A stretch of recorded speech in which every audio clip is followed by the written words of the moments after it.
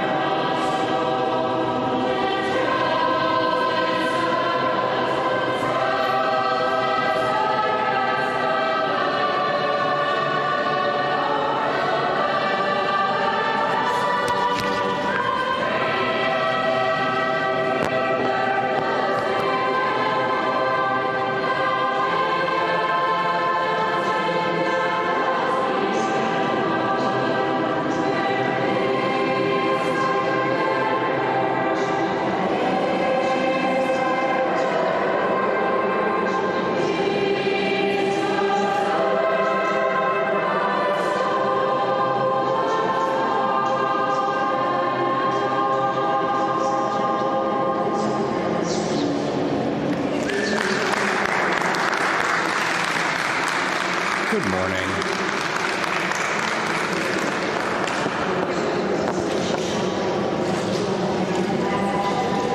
There's a little concert in the train station this morning.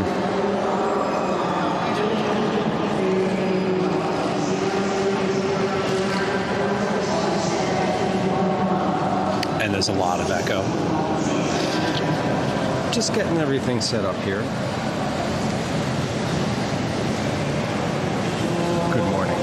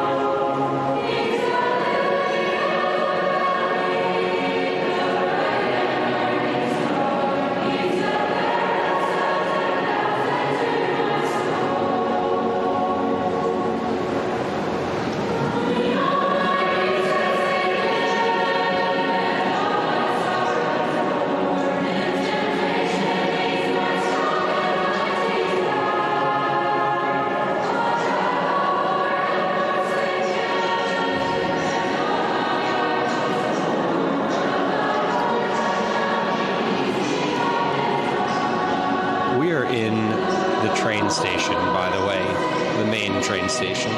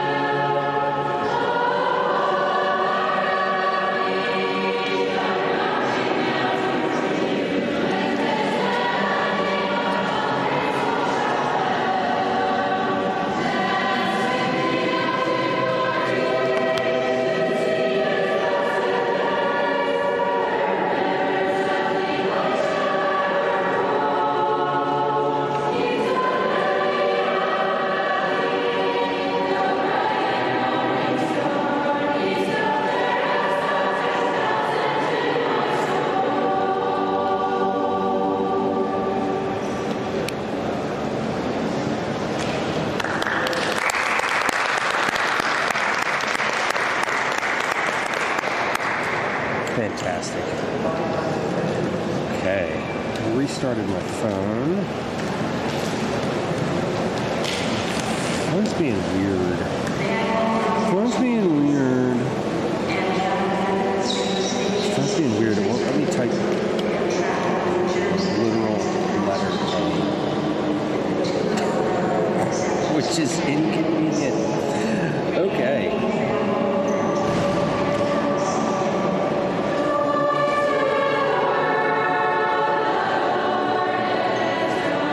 more song, and we're gonna get on the move.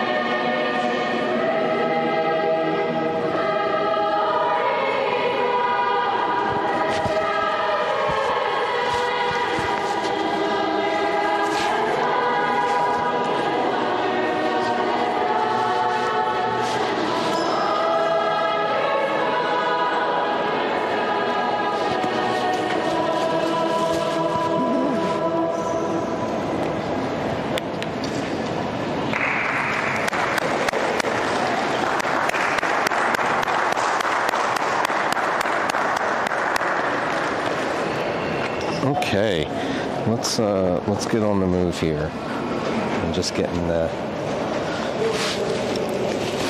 got everything set here. Almost everything.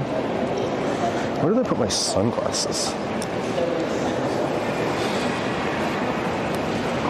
Oh, they're over there on the floor. Are yours? I was like, where did I put my sunglasses? And I heard them. There's your phone. It is, yeah. Thank you.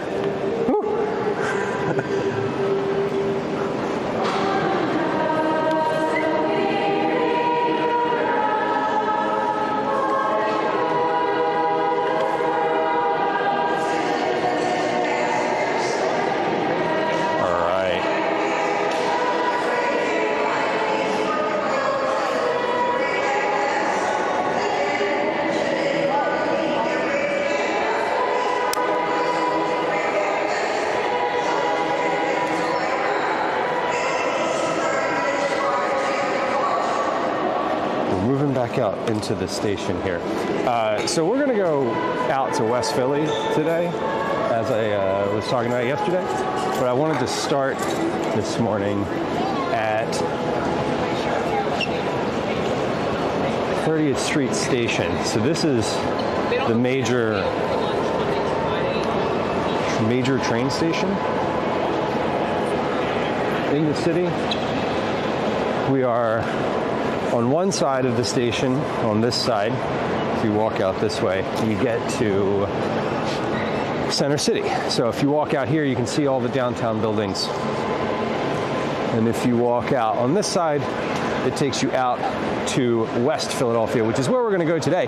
But this is a regional Amtrak hub. So I think there's like, I don't know how many gates there are here. Let's see, 9, 10 different, I guess that's 20 different tracks you can go through. Robbie, welcome in. Good morning. So this place is real common for me for going up and down the East Coast, Boston, New York, DC, Baltimore, etc. You just come in here, you hop on the train, 50 minutes later, you're in New York City. Easy, super easy. and very walkable. So you can walk out of here and get down into Center City very easily. As I'm 10 to 15 minutes late to like literally everything in every stream ever, I actually walked the entire way here already this morning. So it was funny because as I was like leaving my house, I was like, damn it, I think I just missed the bus. And I did. And then it ended up being nice because I actually got like warmed up. I feel warmed up like an athlete ready for the game or some shit. Anyway, this is, good morning, welcome, hello. Let's mind the traffic. We're in Philly, in the city. We're gonna do a little walking tour today. No specific goal, destination rather. We're not like walking to somewhere. I have a route that I'm thinking of doing, but I don't know. I mean, it's sort of loose. We may get caught up. We'll see. We'll see how it goes. But we're starting at 30th Street Station, so I should, hold on. No, I'm gonna keep walking like this because I'm literally in the middle of, in the middle of a road here. Just cross. Yeah, this is really fraught, this whole like pedestrian area here. We're at 30th Street, so we came out that one side. We came out one side, but you go out the other and go right back down into Center City there. They're redoing a whole section. Cyborg, good morning. Hello.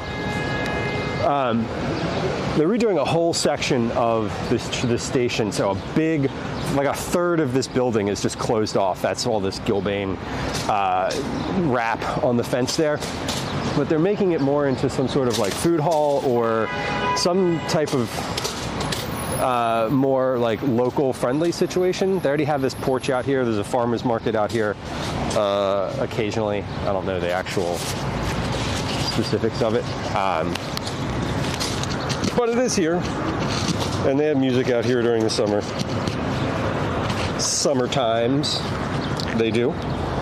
But this is, yeah, 30th Street. 30th Street Station. Good morning. Good morning.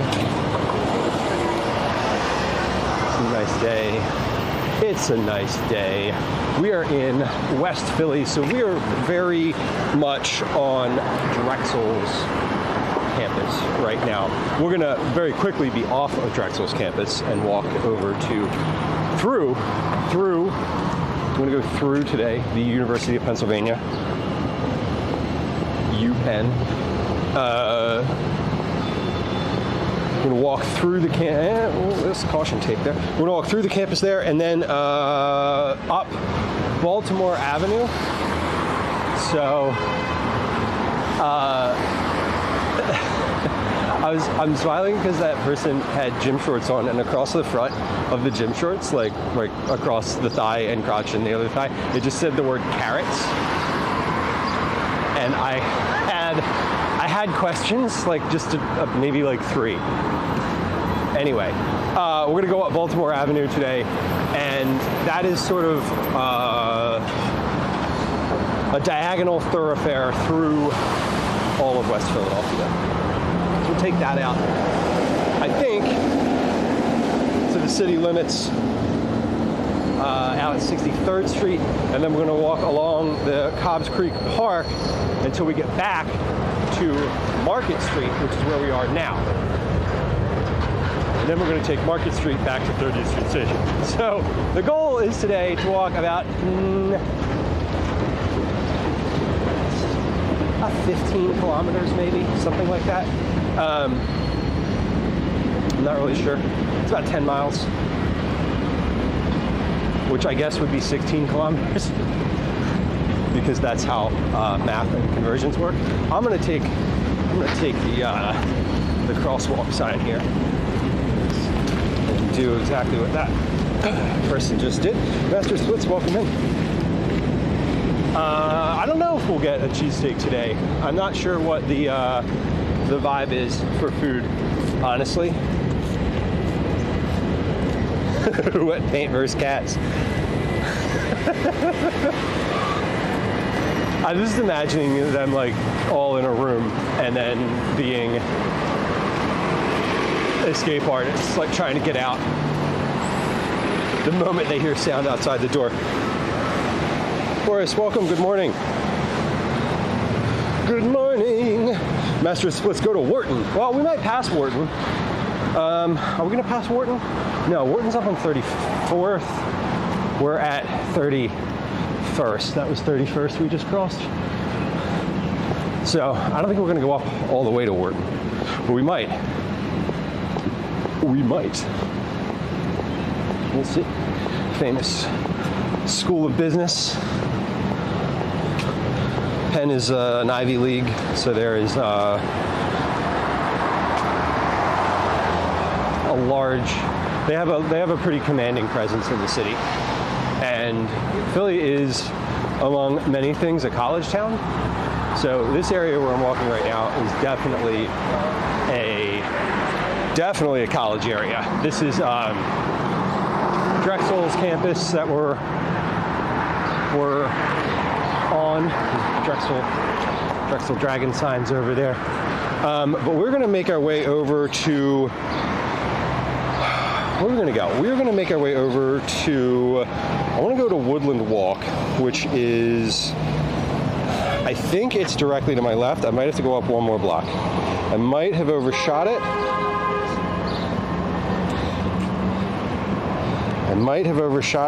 I did not. It starts right here. This is it. Okay. Oh wait, no, it's this way. It splits. And we want to go on the direction that goes sort of diagonal. They'd riot. Yeah. I know, that's right. I was, Gwen has had the cats in the basement, and we have a door to the basement, and the other day, Calvin and I were both down there, and they were trying to get out, like all three of them were trying to get out at the same time, and literally, like, two of us, like Calvin and myself, were like barely able to contain three small kittens, so, and I know that's right. We are on, this is Drexel's campus, currently. College of Business.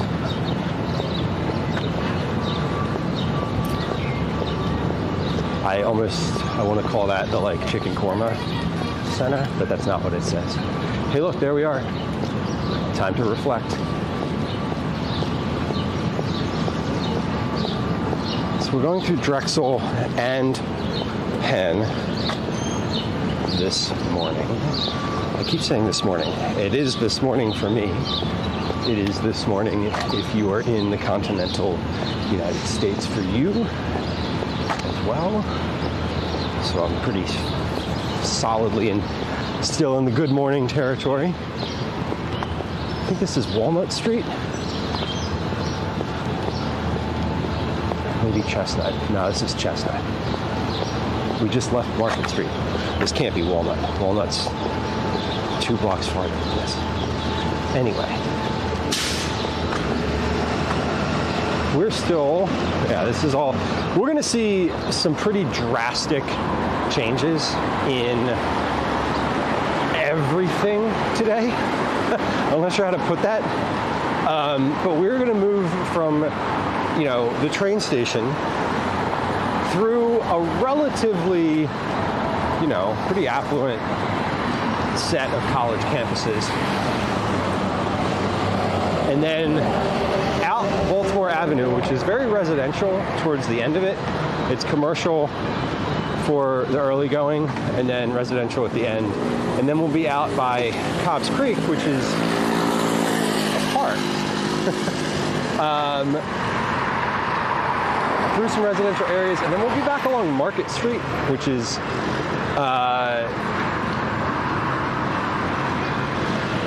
very different than the sort of like,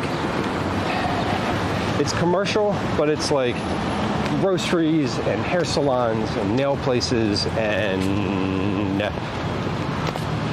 insurance brokers, like the sort of generalized city business, city commerce. So we're going through like a couple very different areas of the city today, which should be pretty fun, or at least interesting. It's interesting to me, so that's helpful, as I am the one who's doing the walking.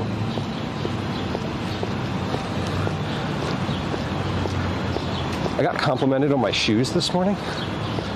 Someone was like, "Hey, I like your shoes." And I was like, that was weird. It was weird. Because they're Vans. They're just like normal Vans. Like every 7th person I see is wearing the exact same pair of shoes I am. Good morning, Gwen. Yeah, that's my thought. My thought is to take Baltimore to 63rd to Market to 30th. And just like walk along the Cobbs Creek area. Not in the park, just like along 63rd Street, about the city limits.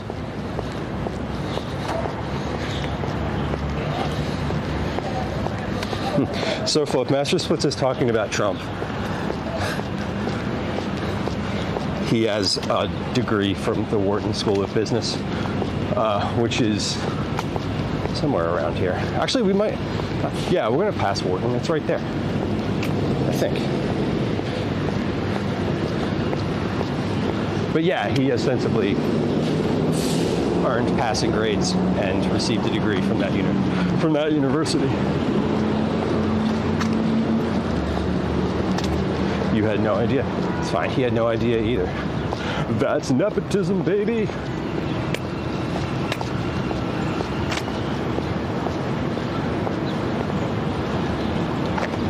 Nope, not yet. Now we can cross. Okay.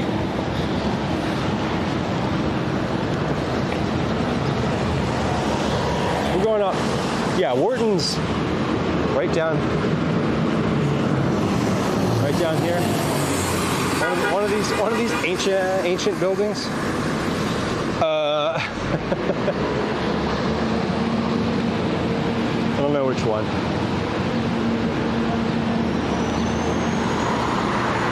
This is Walnut Street. So this literally goes back down to Old City. So if you took this, you just go straight. Just go straight on the street, and you go right back down. Right back down through Old City. So this Walnut cuts through all of the city.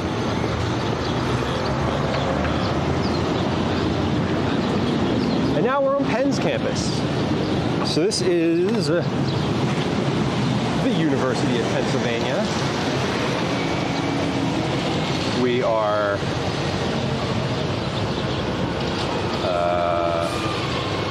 Walnut Street. We are right here. And we are going this way. So you can see Penn is a huge footprint in the city. This goes from, what is this? What is it, 43rd Street? Basically 30th to 43rd. It's that's a heck of a split. I know Warren Buffett graduated from there. I always thought, I don't know anything about any of these people really, but I always had the impression that Warren Buffett graduated from somewhere like nondescript and tiny. I don't know, I had that, but yeah, of course he did. Of course there was an Ivy League involved. That's fair. I didn't read it as that he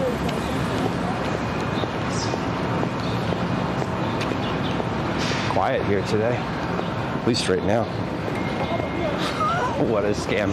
I mean, listen, if someone had paid me and I got a scholarship, I sure as hell would have gone here.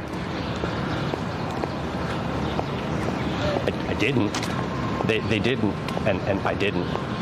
But I would, because, you know, because advantages.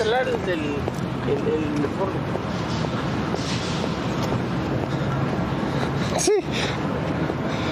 Oh my God! With an all-star cast like these, huh?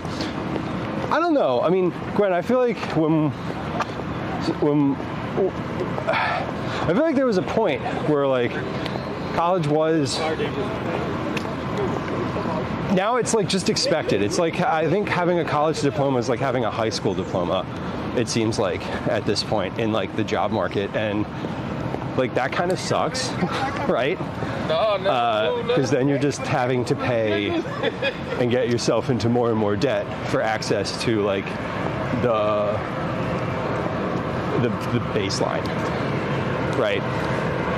So yeah, in that sense, I definitely agree with you.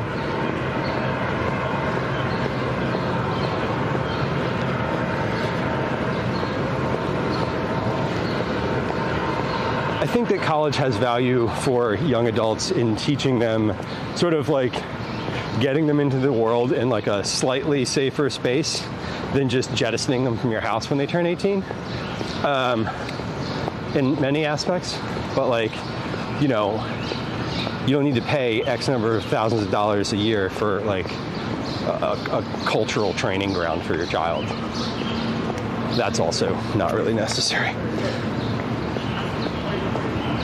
All right, are we still on Woodland Walk? I want to stay on Woodland, this like path that cuts through the center of the campus, because it connects directly into Baltimore Avenue, which is where I want to end up.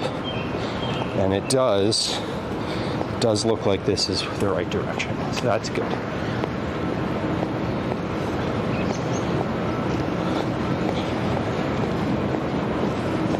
Well, it mostly connects into Baltimore Avenue. Where it really connects to is Woodland Avenue, but that's next to Baltimore Avenue. So, Gwen, I think that's just called reading a book. Like, that is literally what, like, yes, the liberal mindset of being functionally literate.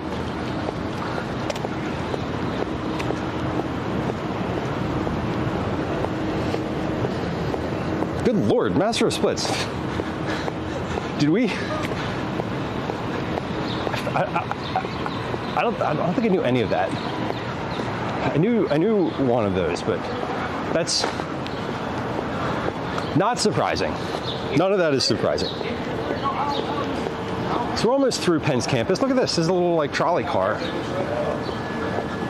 The Green Line. Oh, I'm just going off of which is your phone. The Green Line trolley. That goes out through West Philly. We rode that before. It goes out by Clark Park, all up along Baltimore Avenue, actually. So we'll see it today. We'll see that trolley.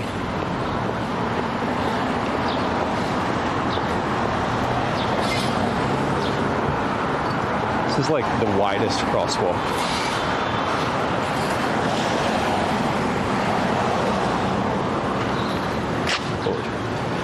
Okay.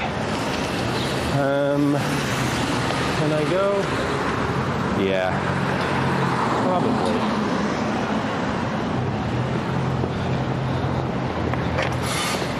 Find some frappers. Gwen, as you well know, it's too early for them to be awake. So we may not see them. We may stumble across some later when we're walking down Market Street at like 3 o'clock in the afternoon. But we'll see. If I see one, we'll point it out. Look in the wild. There it is. 5 guys. There's only 2 of them. Slackers. You should be working, right? No. I don't know. No. I'm not walking around with a camera. I'm not one to talk to you about what you should and shouldn't be doing. Enjoy your day.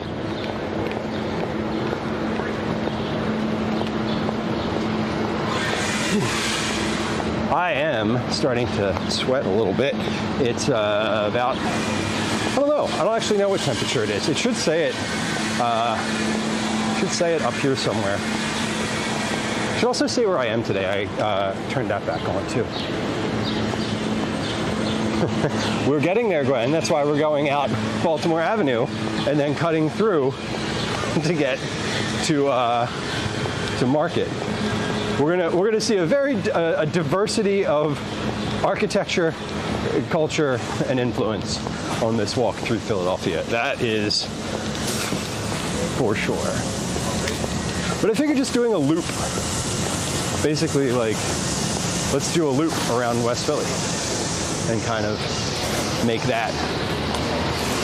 We started at the train station. I don't know if you caught the beginning. But we started at the train station, and now we're going to end at the train station too, I think.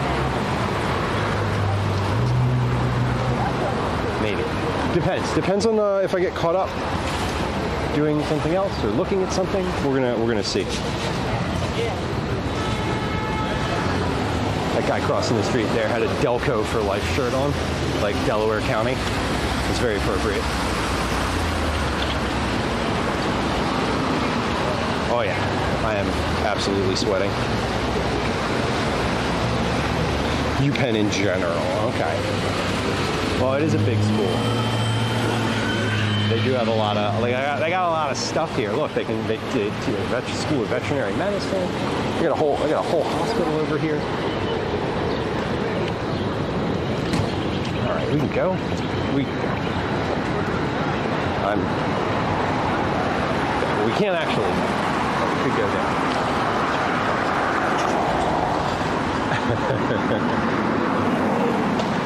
I guess that means you didn't have any meetings. That's good.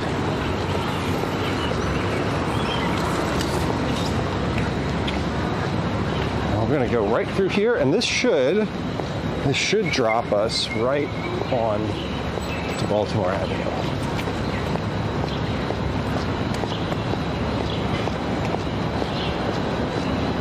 Which we will just walk along. I just remembered that West Philly has hills. Like, I don't know why I didn't think of that. I don't know why I didn't think of that. I guess we'll be going up and down some hills today too. But not like mountainous hills. Just like, I think there's like 2 hills. I think it's the same hill actually. We're gonna go up the same hill twice. I don't know, maybe, we'll see. Whatever, it doesn't matter. Tortorella, good morning. Hello. A physics degree. Wow. Oh, better get to work on those rockets.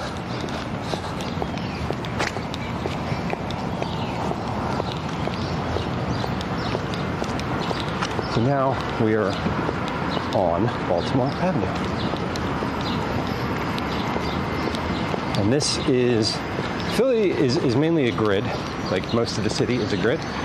There's lots of streets that cut sideways through that grid or diagonally, and Baltimore Avenue is one of them.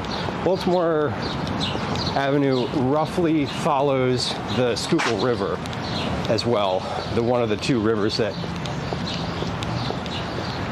abuts Philly on the east and the west. It actually doesn't abut Philly on the west. It goes through Philly on the west, but it does. Anyway, Baltimore kind of follows the river, like a little bit. And goes all the way out to the western limit of the city. Yeah, all-star graduates indeed. Picked first for the team. So we were in, it was funny, I was hanging out in Rusty Rhymes' stream for a while last night. He was doing the open house party streams that he does with houses in Philly. And so of course I was like very hooked on that. But it's interesting because we're also going to be seeing architecture and housing that's a little different than what we've seen previously. We're going to see that today. And so like we just passed some houses that were duplexes, which is not at all common in Center City or South Philly. North Philly, it is. Northeast Philly, it is too. But there's a lot of kind of different looking housing out this way. So it's kind of neat. There's also a different sort of culture out in West Philly. I don't really know exactly how to define it because I've never lived here. I've never lived out in West, so I don't want to like speak to it. But I know that there's a lot more like every year they have Porch Fest. People basically like come out and hang out on their porches. But I think that people do that in general. So I don't think it's unique to that, but I do think that's like a unique maybe marker of socialization.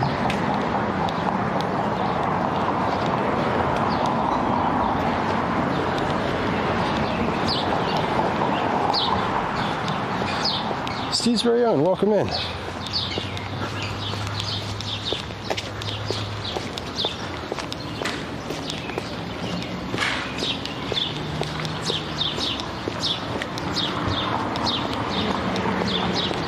Welcome in. Family trip to Philly.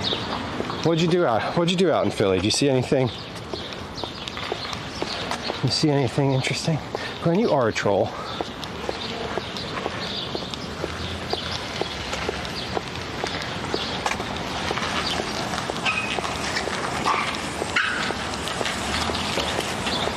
I don't think it's that. I think it's more community based. I think West Philly to me seems more neighborly. Mundane fame. I know.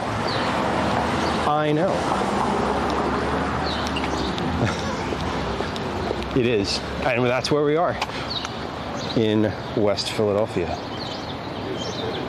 Of course, there's probably a street named after Will Smith. I agree.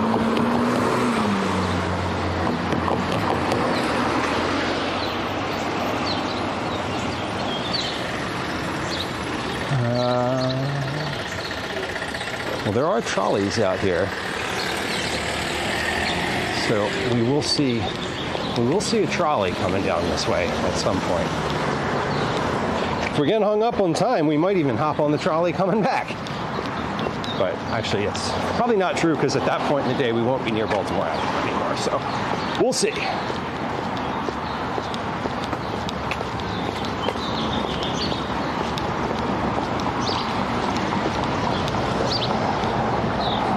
Granola and almond milk. See now you're like mixing things. Not granola, not almond milk, but your previous statement.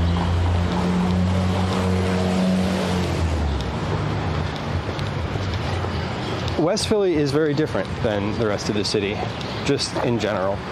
Like I do think, to me, it just seems more like neighborly.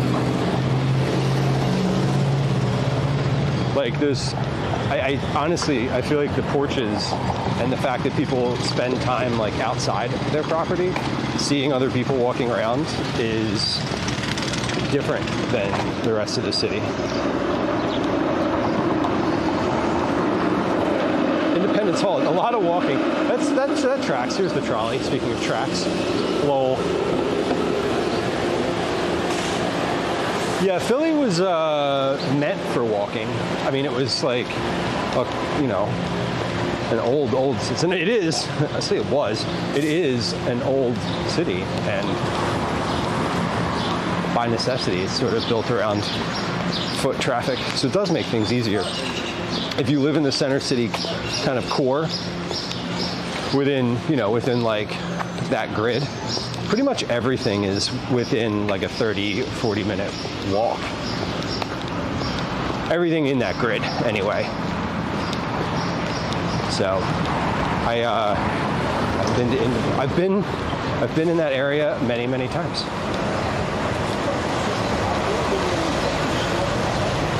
Hair appointment. I don't know where that is.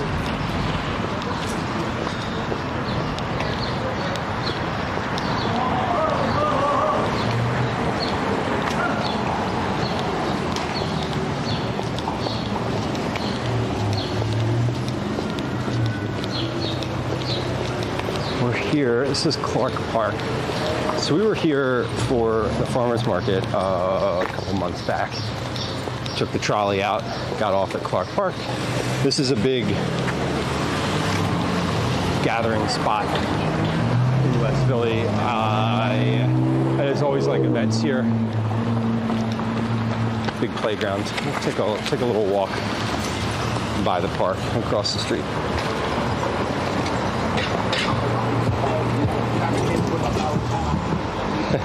Master splits. Focus is really hard to maintain these days. I feel that. There's a lot more distractions available and a lot more information like easily available and just being presented to you like 100% of the time.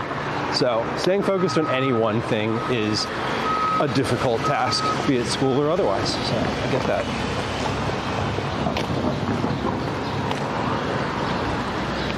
Historic Clark Park.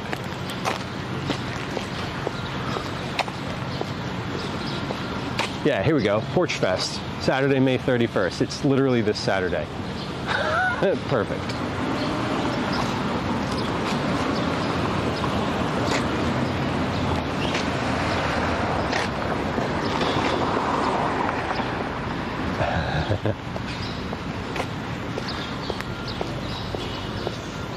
This is just a little portion of Clark Park. It actually goes across the street out that way. And there's a playground over there. The farmers market's actually on that side, on the other side of that street over there.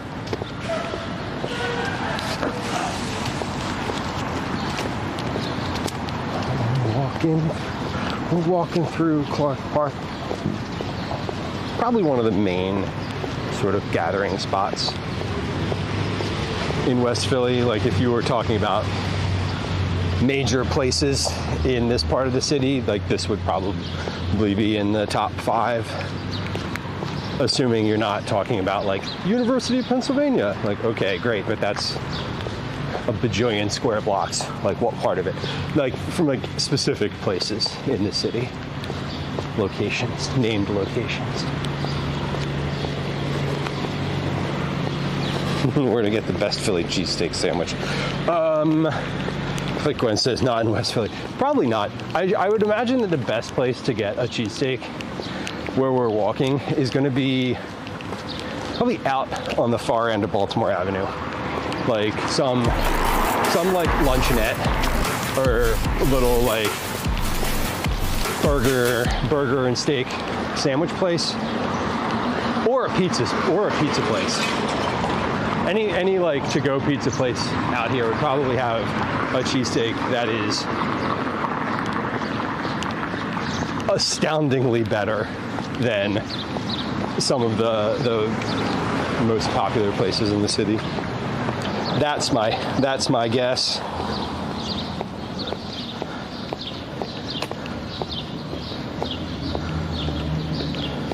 Saddam Sam, welcome in. Welcome in. Dylan, hello. Growly Bear, welcome in. Welcome, Raiders. Good to have ya. Good to have ya.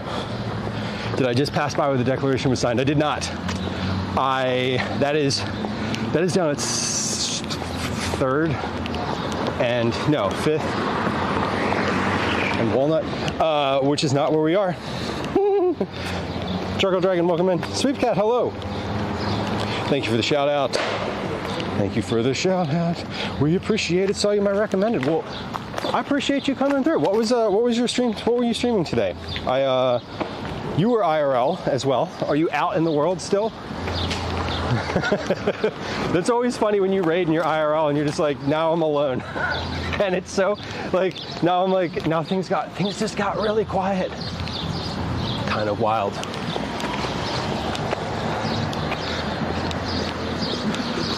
Only IRL streamer in Saudi Arabia. I stream in English. Well, welcome and good evening to you then, I suppose. Good evening. A coffee date. That's super cool. I love that. I've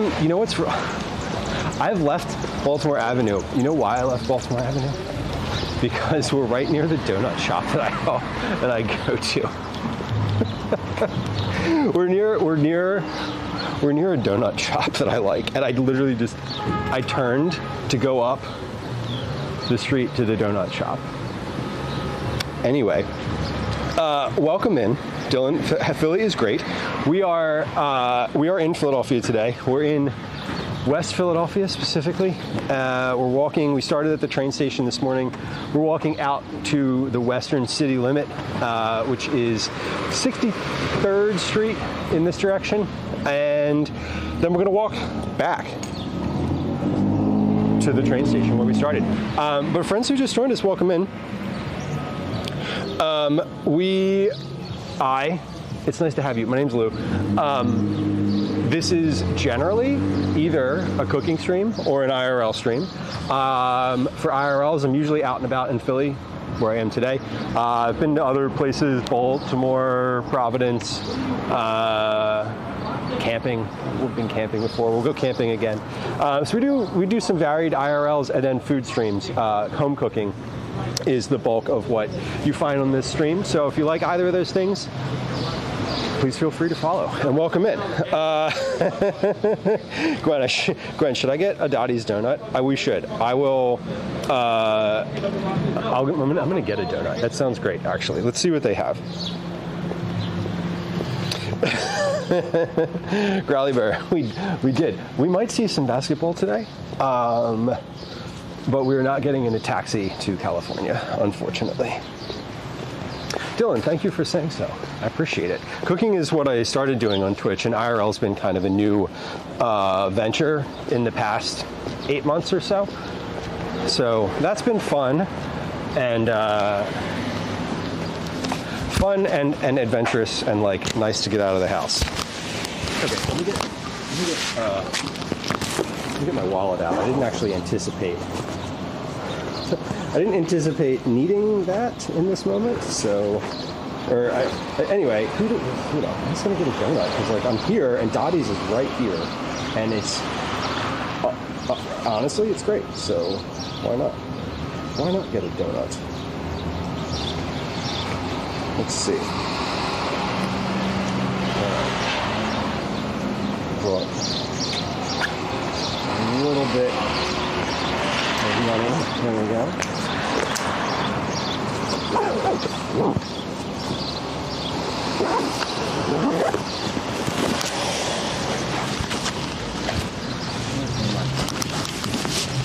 Always losing the microphone. There it is.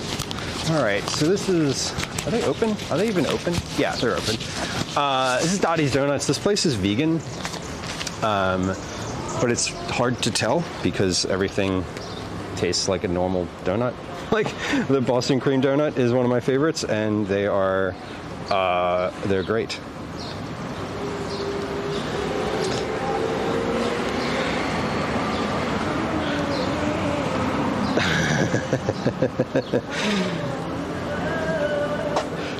Gwen, calm down. Don't make me time you out. We know that that's not true. Or not true. Morning, how are you? Good, or afternoon, close. So, do you all want to see what we're looking at? Or, so I'm live streaming. Is that okay? If I don't know if you care about being on a camera or not, but these are the offerings today. We come in here pretty regularly for like special events, Mother's Day, Father's Day, etc. What do we want? S'mores? S'mores looks good. Blueberry pistachio?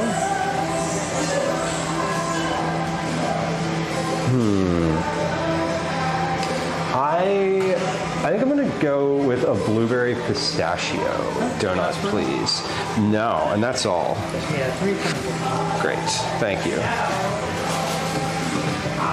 Yes, this is like, we'll go in here, Calvin and I started doing that a while ago, and now it's sort of like a thing for like some of those, like Mother's Day and Father's Day specifically, birthdays, we'll come over here and get like a bunch of donuts. Growly Bear, how do you make donuts vegan? Thank you. I suppose you just don't put eggs in them, or milk. The Boston cream I'm always kind of confused about, but it's good, so I don't really care. Let's see. just stand here and eat this for a second because I don't have 3 hands.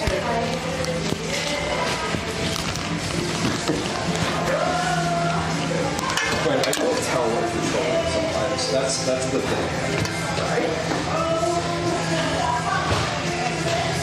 All that action man brain rot.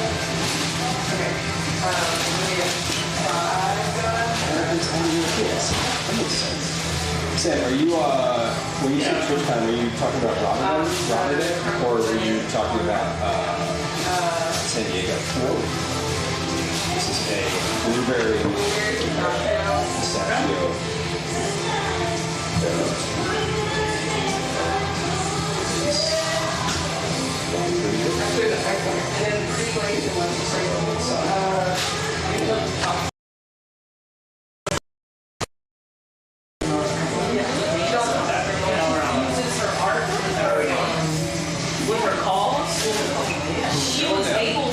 Start selling his art.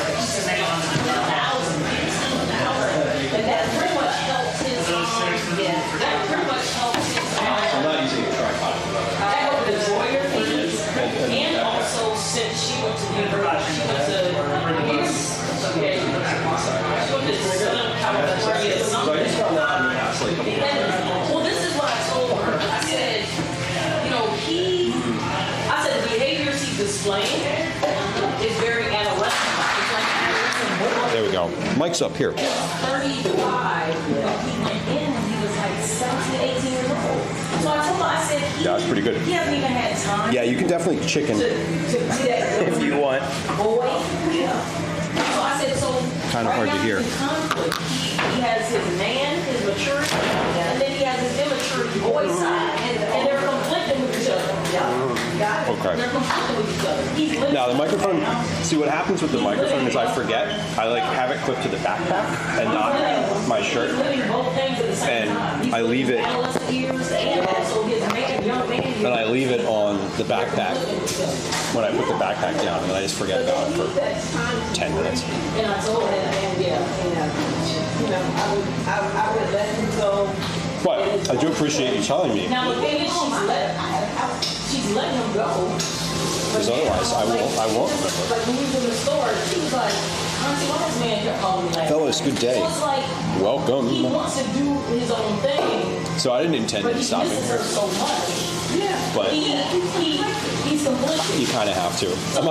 Literally my body just took me towards Dottie's. Very clear boundaries, so she has let him go, and she's just working on herself. But he doesn't like the fact that she's let him go. It's like she wants her to still want him.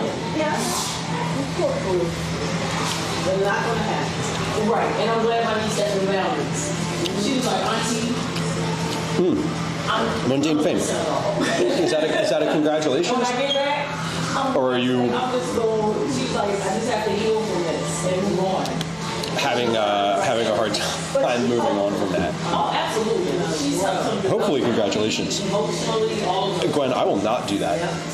She's helped him build his brand. He has a fellowship that he's been doing. I will definitely not do that. As an artist, a political artist. And she's I'm just going to quietly listen. Banked out and life is great. Hell yeah. Congratulations. Let me throw this bag out.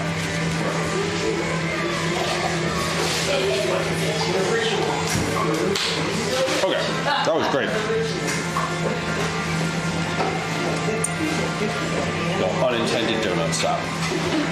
Unplanned.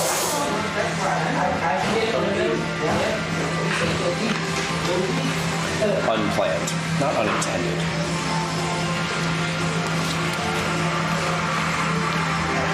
Exist and observe, Baker. That's exactly correct.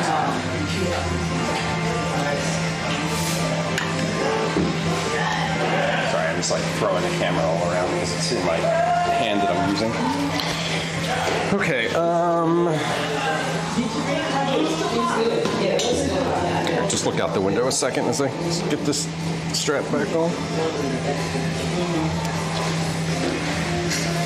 It's quiet. Westfully.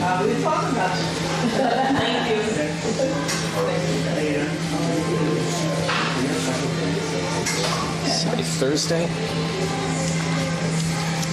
I don't think there's anything going on in the city today. If they can make a Philly cheesesteak donut. I don't. Being if they're vegan, my guess is no. That one might be.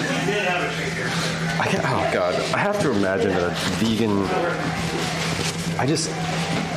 Sorry, I don't.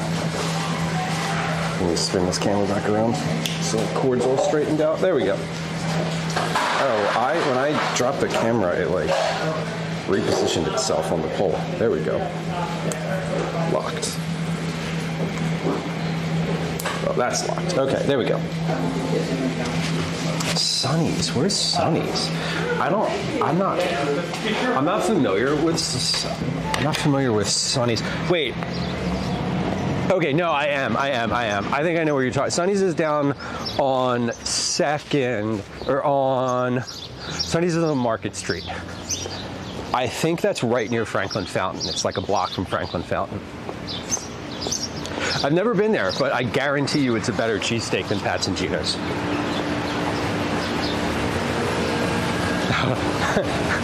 How to put meat in a donut. That sounds like a ChatGPT question.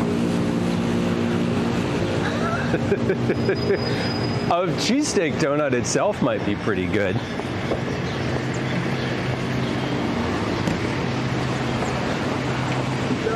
Donut with fried onions? Well, maybe not. Maybe not. That would be super gross.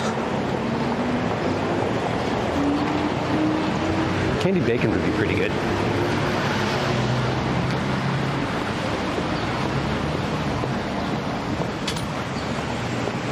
We did bacon and chocolate on stream before. That's happened. Near Independence Hall. Yeah, okay, so that is the one I'm thinking of.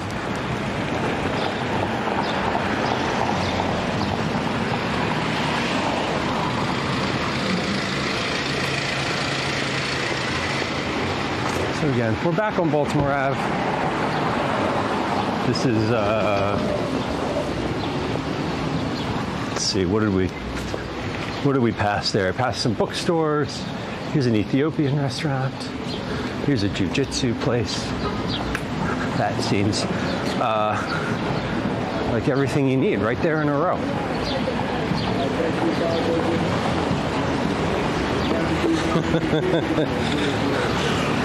Fellas, that happens. I had to restart my phone right at the beginning of the stream because I couldn't type the letter A. It like wasn't letting me type A, so I couldn't log in.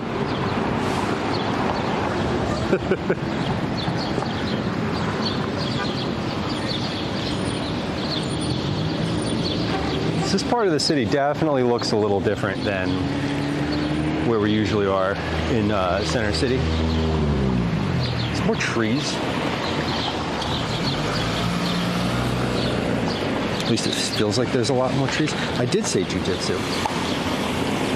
Yeah, it's a place right back there with just past that black awning on the right. It's a jiu-jitsu spot. At least it said so on the door. I mean, I didn't validate whether there's still the jiu-jitsu spot, but there was at one point.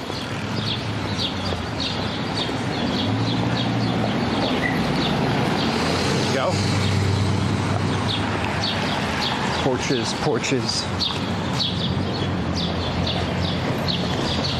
Cool. That's cool. That's your twist.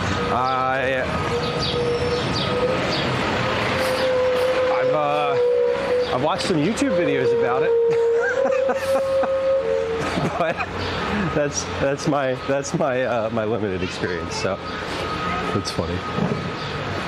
Beauty salons, little cafe.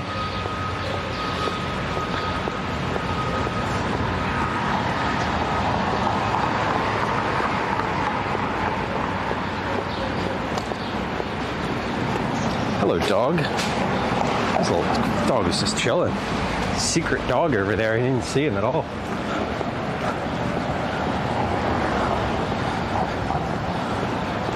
The architecture is very different over here. I mean, what you're getting house-wise so far is like just all duplexes, just like this type of thing. Frozen cookies. I have like a bag of like random frozen cookies in the freezer. Do you have a favorite? I've never heard of ladyfinger popcorn. Philly houses. The North Philly duplexes look visually different, very different than these houses.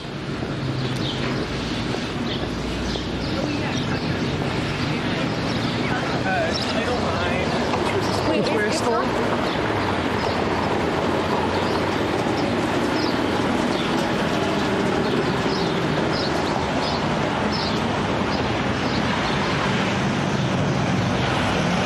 Another Ethiopian restaurant. That's two in just a few blocks.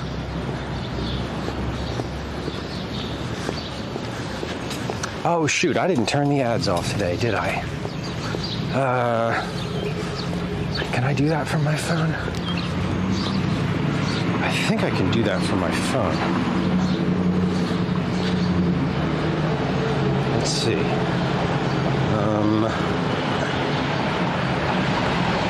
No. I maybe can't. That's okay.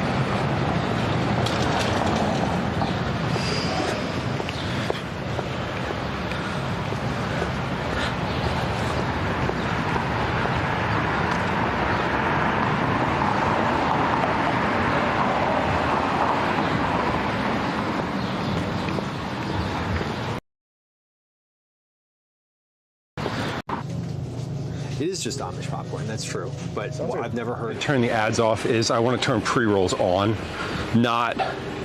I don't want there to be a 3-minute block of ads every single time or every single hour like there is during the cooking broadcasts, because they're very distracting during IRLs, and I'd rather people are able to sit through a pre-roll and then not have any more ads. Because I'm not going to stop what I'm doing like I do during cooking streams.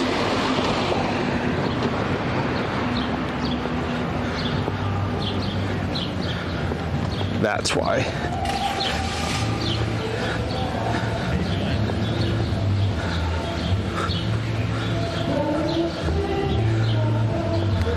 I had a one-on-one with Kip early in the morning.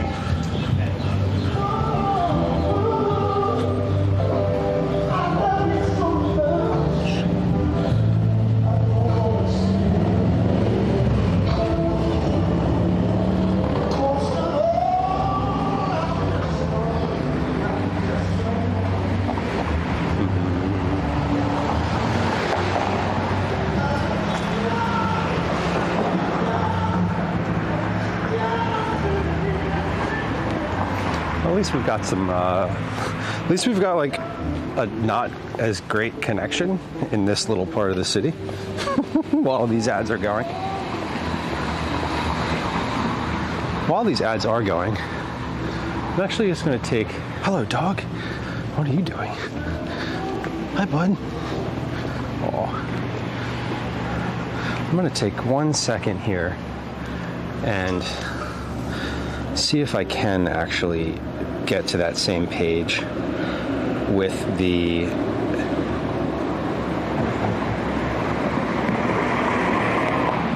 ads.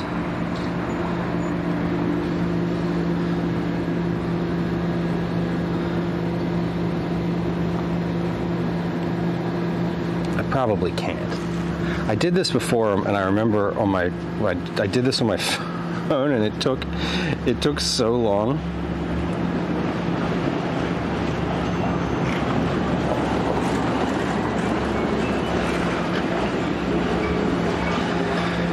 I don't think it'll let me. I know it will, but it might just be too much to bear.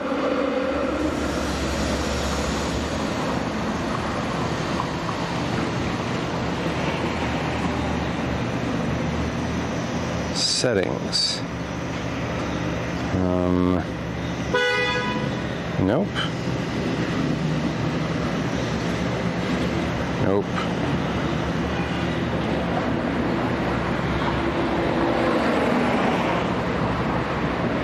I know, Liz, we've only seen 2 dogs today.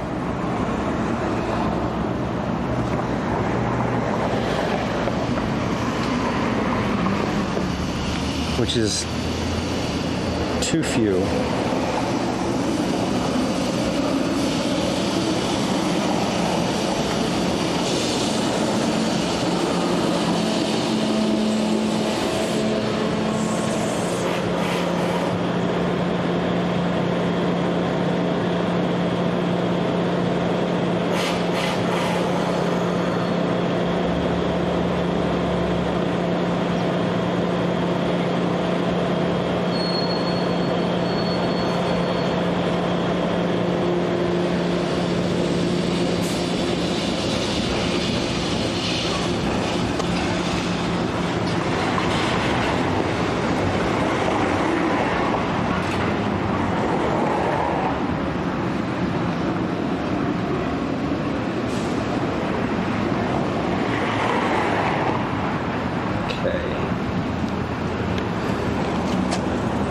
Go. That's how we do it. Monetization, ads.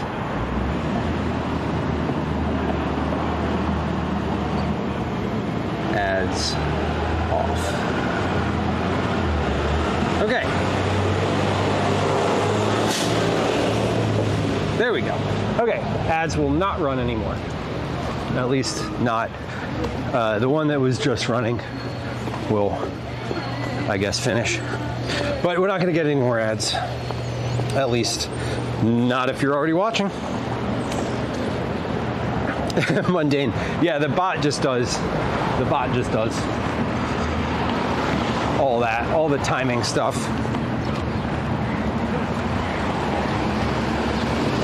It's streamer bot.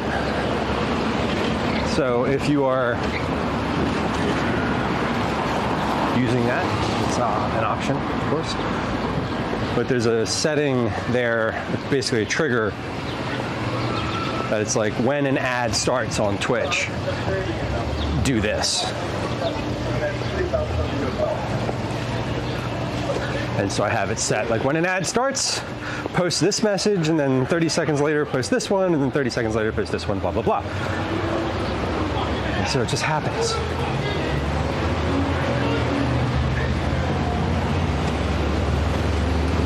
See, now that place back there, the all-day breakfast and lunch, I bet you that place has a pretty good, I bet you that place has a cheesesteak that is serviceable.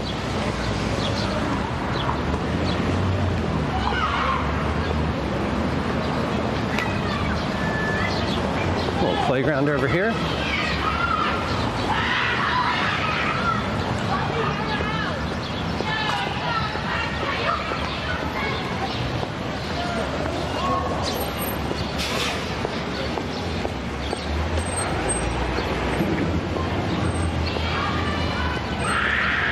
So this place here used to be a restaurant called Dock Street.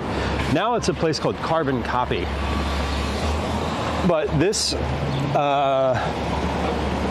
this little intersection is a pretty it's sort of like, it's not, I don't want to say it's like the gateway to Baltimore Ave, but like this is sort of the first like nice thing that you see coming down this direction if you're coming into the city on Baltimore Ave.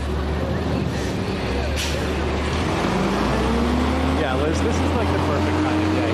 It's high of like 22 today, so that's like 72 Fahrenheit, and overcast, no sun. So yeah, you're right. It's like, this is like the perfect day. Anyone want to buy a church? We could just buy that building. Buy that entire building. It's for sale. It says it's for sale.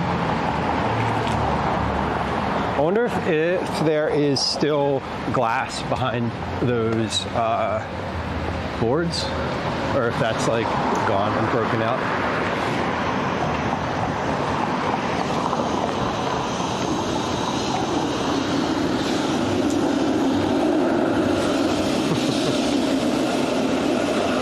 trolley. There's the trolley.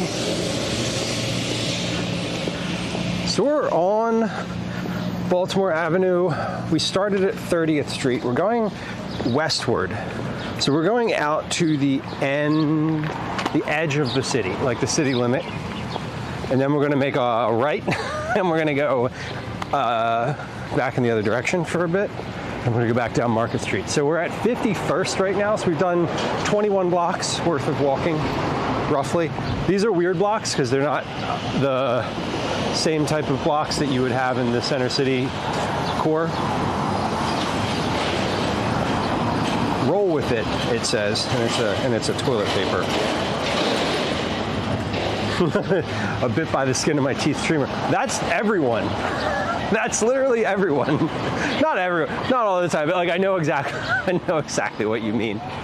I do know what you mean though. Yeah, every time you like turn, every time I turn my like setup on again, I'm like, every once in a while, it just doesn't work. I'm like, what happened? It worked for 6 hours yesterday, and now I turned it off and on again, and it doesn't work? Like, what's going on? Anyway, so I feel you. It's good to know that you already use StreamerBot, though, because that is an awesome bot. I wish it would run in the cloud, because right now my laptop on my kitchen counter is on, and that is where the bot is working from. And if my internet at my house goes down, or whatever, or literally anything, the plug gets bumped, you know, it just won't work anymore, and there won't be a bot. Gwen loves it when I'm streaming somewhere that's not near home, and I am like, hey, can you turn the bot on? Can you turn my computer on? She's like, why are you like this? All right, let's cross. What are the odds that we're gonna hear an Eagles chant today? The IRL bot situation is still a work in progress for me. I know what solution I'd like to have. I'd like to have a home desktop with an Ethernet connection and remote access capacity. That way, I'm not like beholden to anything. But right now, when I do streams in Philly, I just turn the laptop on and walk out of the house. So at this point, it still works.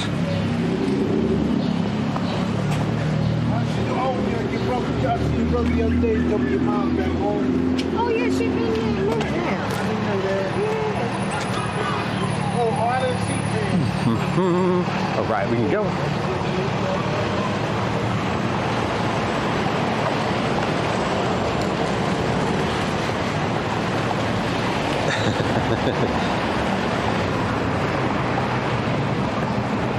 Baker, I like a crinkle cut cookie. It's also fun to say.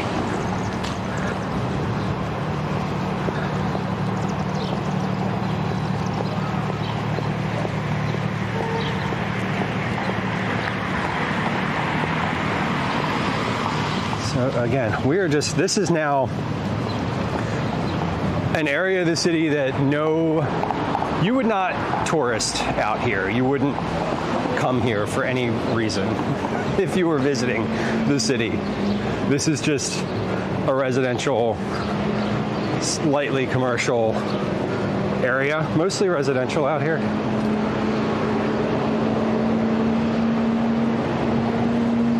But you would not come here. Like, there's nothing here to entice a tourist. That's where I said that intersection back there with the playground and what used to be a firehouse is now like a pizza joint. That place, I said it's sort of like the gateway into Baltimore Avenue. What I mean is that it's sort of where you would stop if you were a tourist and you were on Baltimore Avenue. You would just stop there and you wouldn't walk any farther, because what's past it is this. Pineapple. A pina colada muffin sounds like a bold move for the morning. I'm with you. Starting strong. I love these, this is like one of my favorite urban things, these like rain catchment or rain gardens for like managing runoff. There is a lot of these in the city, and every once in a while you see like a new one pop up, and they're kind of fun. And they sort of water themselves, which is nice. They don't require a lot of management, at least that I can tell.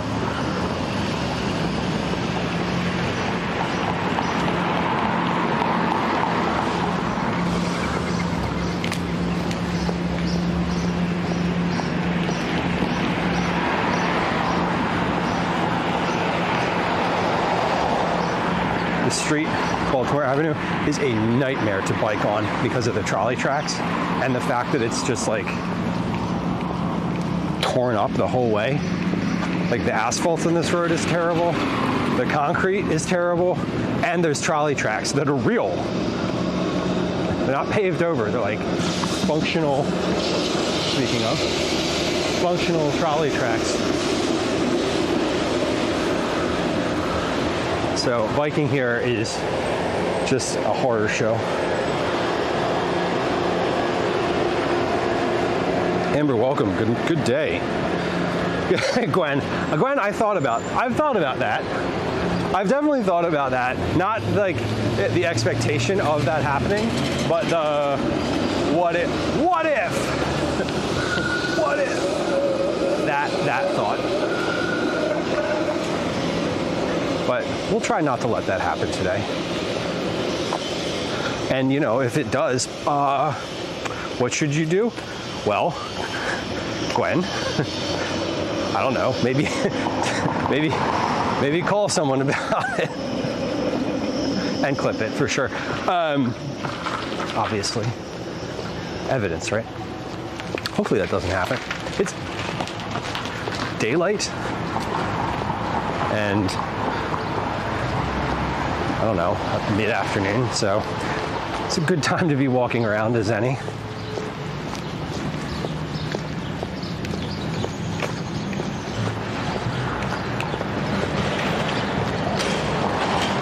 Yeah, I mean, the thing is, though, that no one knows that it's live until you tell them. Like, you could just have a camera. This could be like for YouTube. It could just be a recording, you know? You never...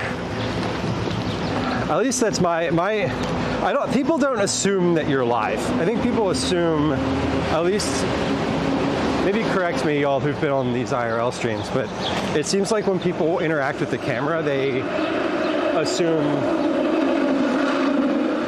that this is a YouTube, that it's for YouTube. When people find out that it's live, I feel like some people like shift and they're instantly like cagey and standoffish, and other people are immediately like, hey, they get all wavy and you're like, okay, settle down. There's like no middle ground either.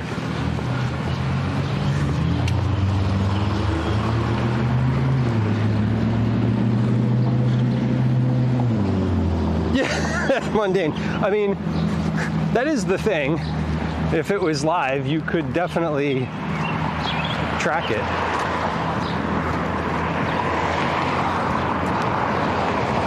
And I think to that point, if I've been walking in the city for a really long time, and I've walked through a lot of like really shitty places, just for the entertainment and just to do it. There's places that I would not walk through for sure with like any type of visible electronic that wasn't like a cell phone. I think in general I have a good like gauge of what's going on around me and sort of a good ability to maybe not walk into it. I have some good self-preservation instincts, I should say. I hope so. It's a fun little wheat paste there.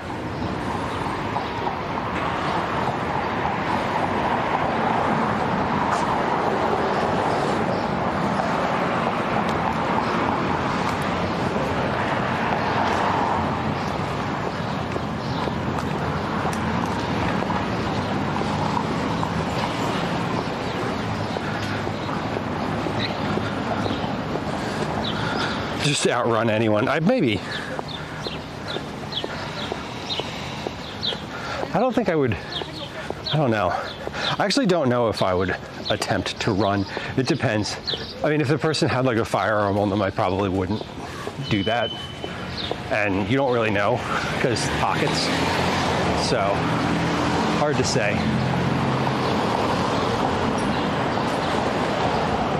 Hard to say what would happen, honestly. I have thought about the fact that the pole that I'm holding the camera on is super solid.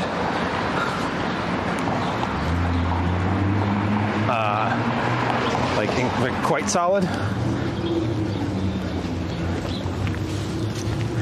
And if I had to, I don't know, for whatever reason, I feel like that could be a weapon. But like, I'm not a violent person. I'm not like a fighter.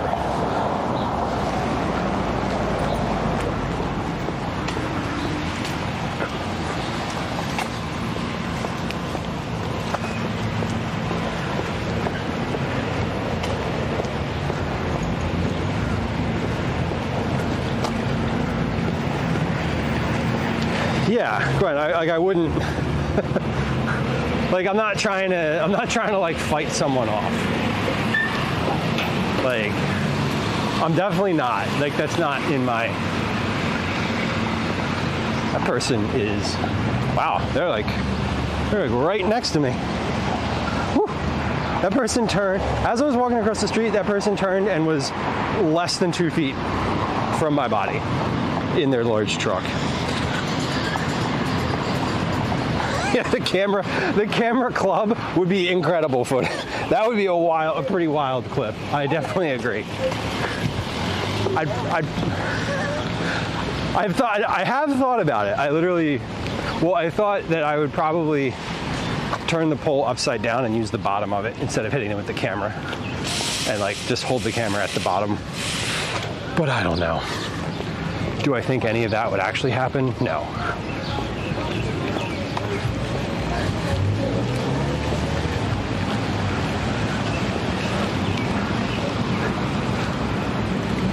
Where are we?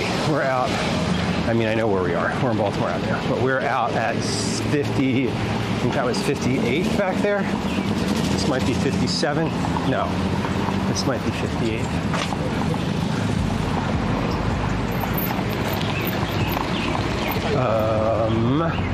Yeah, 58. Okay. So we got 5 more blocks on Baltimore Avenue, and then we're going to turn. So again, this is just west, a main street that goes through West Philadelphia, Baltimore Ave.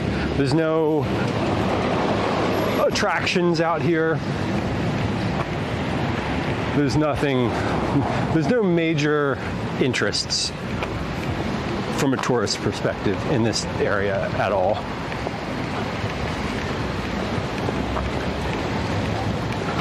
We're really just out here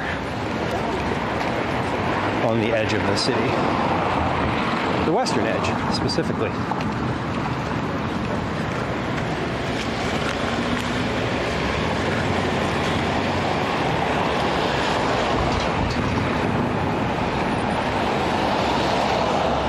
All right, it looks like we're recovering.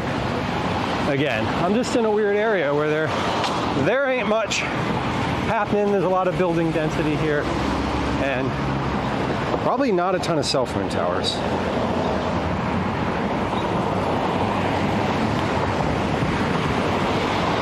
Yeah, and go ahead, and that's what we're trying to do today. We're just trying to walk to the edge of the city, out to the western edge of the city. We've walked almost to the northern edge of the centers. I don't know how to describe it. Speaking of how to describe, let's look at this house. Look at this.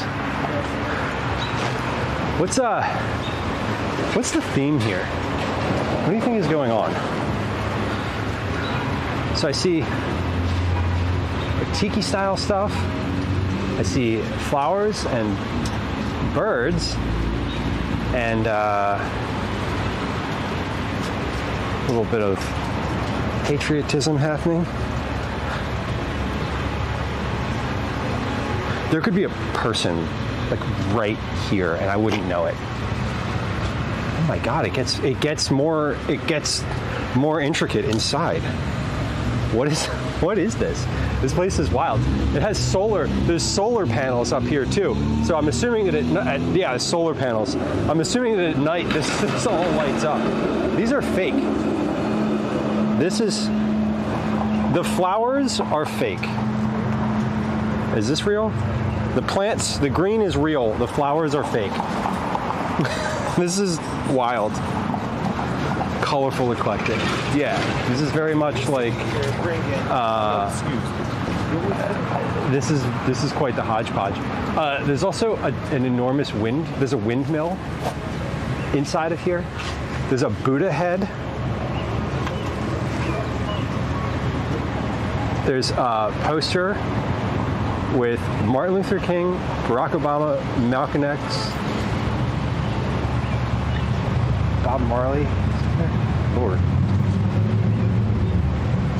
This is okay. This place is all right. Interesting. That was an interesting. What's next door? This house with this sign that says oxygen in use, no smoking.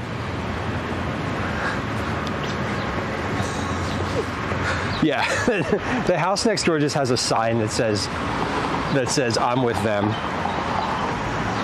Yeah, it's a gaudy yard, so fluff. Exactly. Like, I'm not knocking it. Like, definitely don't hear me. I'm knocking it. It looks wild, and I don't think I would want to have a yard that looked like that. But I appreciate the curation that had to go into that. And Nelson Mandela, that was the other person on the poster. Wow, my brain was just like, you forgot to say Nelson Mandela. I did. Anyway, yeah, I appreciate the curation that went into that house. Like, it's definitely didn't happen like that overnight. I love the trolley because I know that they're not going to turn. I know that they're just going straight.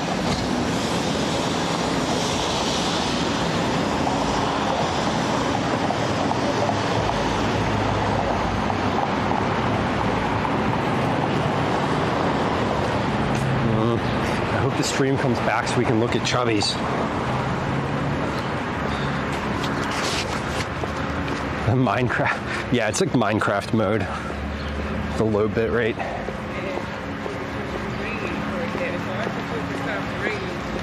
just hope it stops raining before they come out. You know what I mean? My friend got a pretty nice crib. That's why I chose to do it. Chubby's homemade ice cream and water ice. All right.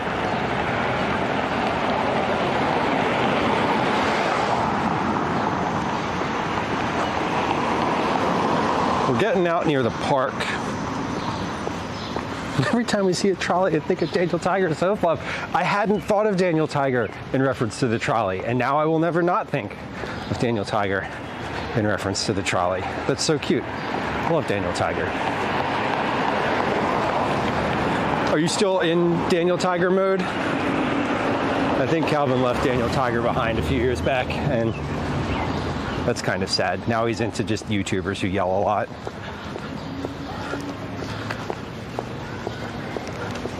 And chess and other things. He's got a variety of interests, but certainly I loved the Daniel Tiger days.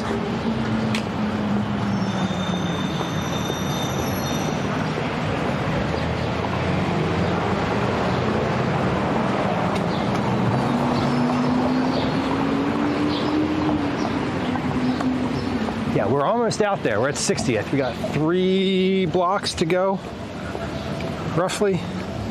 Yeah, so we're out now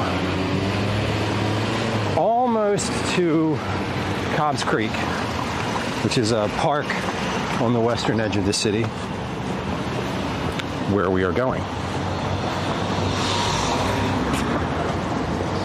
So we're going to make a right onto, I guess it's 61st. Cobb's Creek Trail. Then we're gonna kind of go left and stay along the park. That's what we're gonna do. Still reads the books. Well, that's good.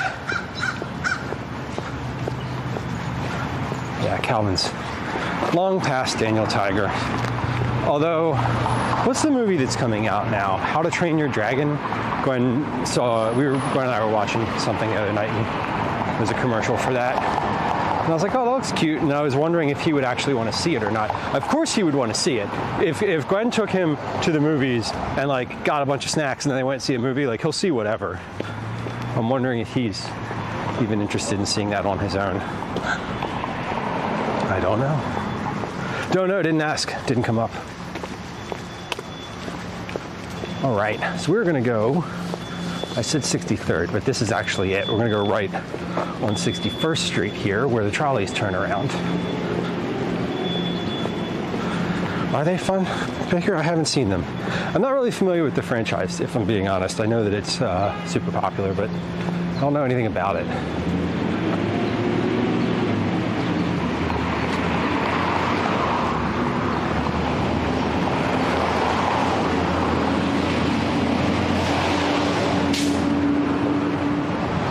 Playground here at the end of the city.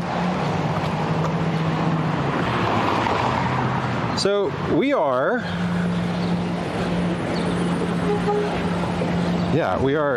this is like the edge of the city, right here. This is it. So just a few steps farther and we will be in East Lansdowne neighborhood. Yeadon, I think might be the name of the neighborhood. But let's see. We got to see the sign. We got to see the sign that says "Welcome to Philadelphia." That's how you know where you are. Where is it? Oh, there it is. Hold on. There it is. Welcome to Philadelphia. Enjoy our past, experience our future.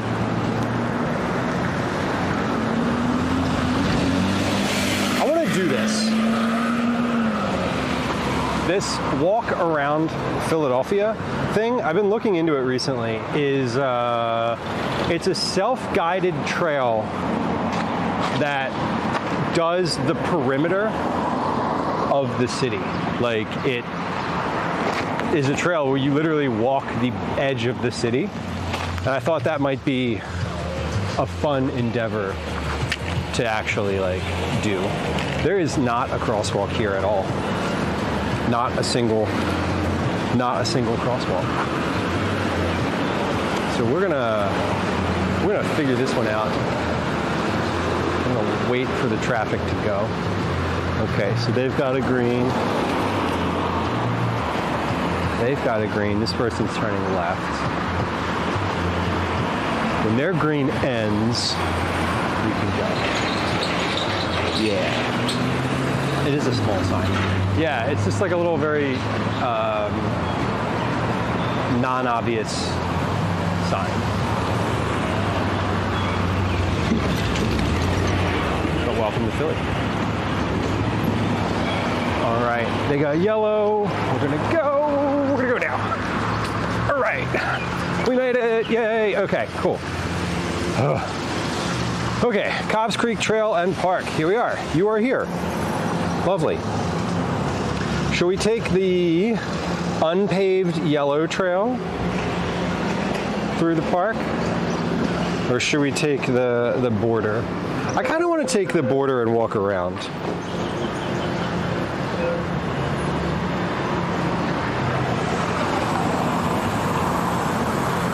Trails of travel all over the state. That sounds cool. There's a couple of those in the Philly region that do that are bike trails based on trains. Rails to Trails, I believe they call the project, which is super cute. I love that. Mundane, that sounds amazing. That sounds amazing. When I was a kid, we used to do, my mom used to drive me up and we'd bike on a trail like that. And they're great. They're also mostly flat, which is nice.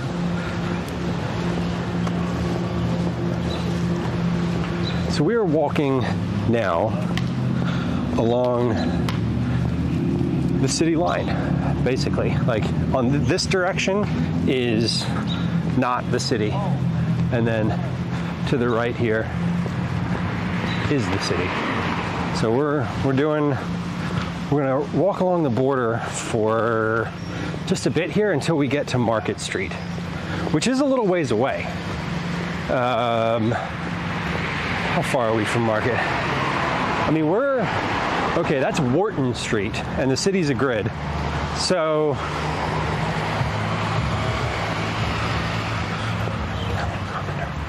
Washington, Ellsworth, Wharton. So we're like 16 blocks from Market Street, something like that. The rail trail. Yeah, they always have some sort of cutesy name or folksy name. The Rails to Trails Greenway Project, something like that, you know? Almost always.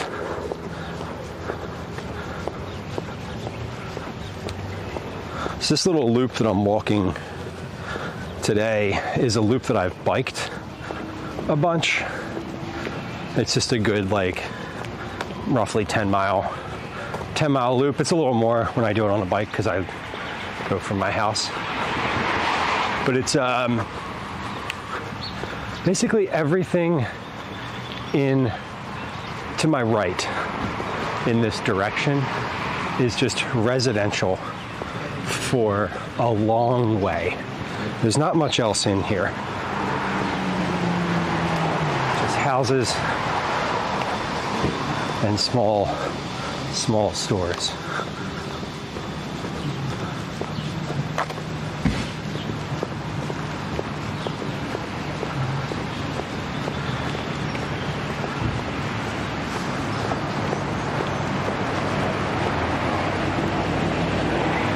This isn't necessarily the most exciting part of Philly either. Like, today's stream is just a walk.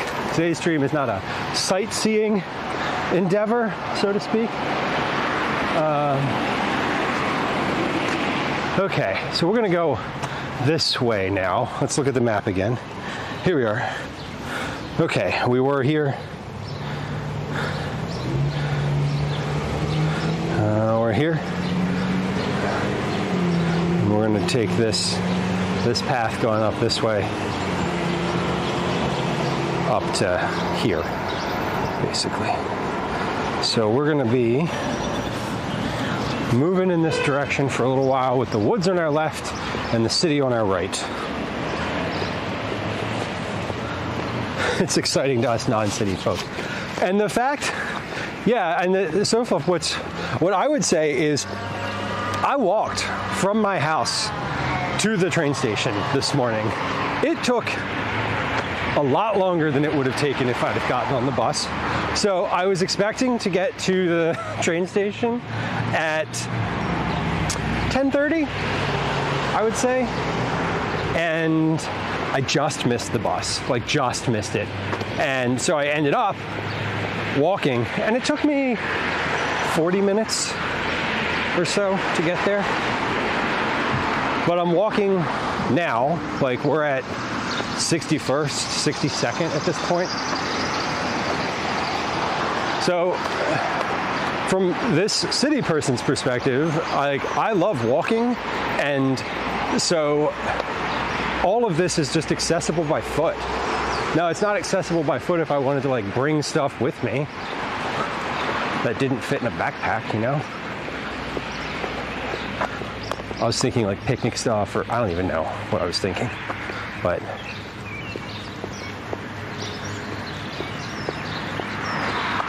yeah, just residential down this way. And again, we got duplexes all over the place.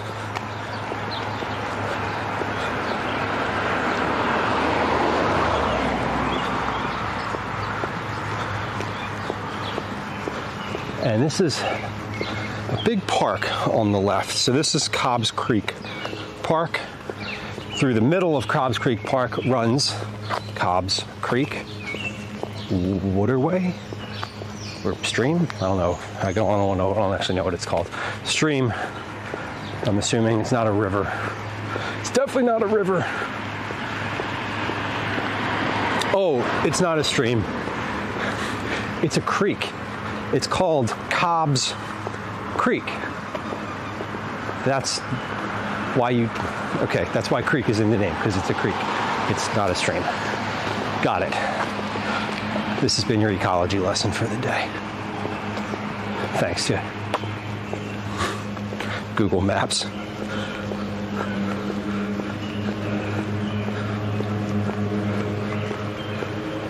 Twins.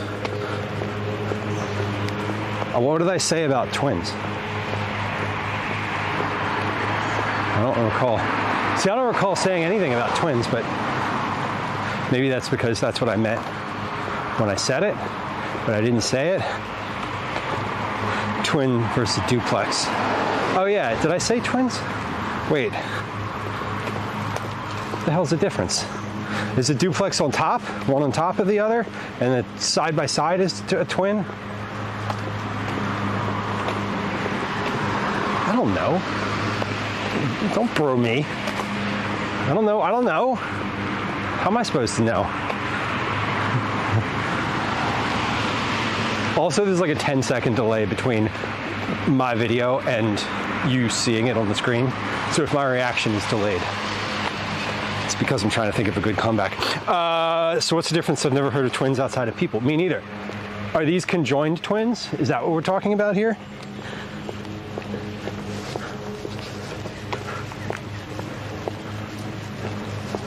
Because these are connected.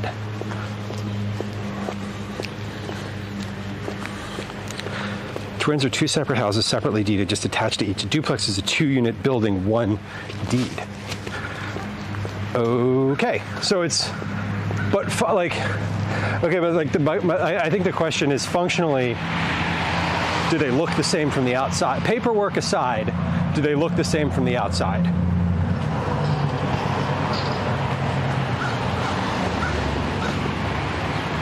So if like one owner owned one of these buildings,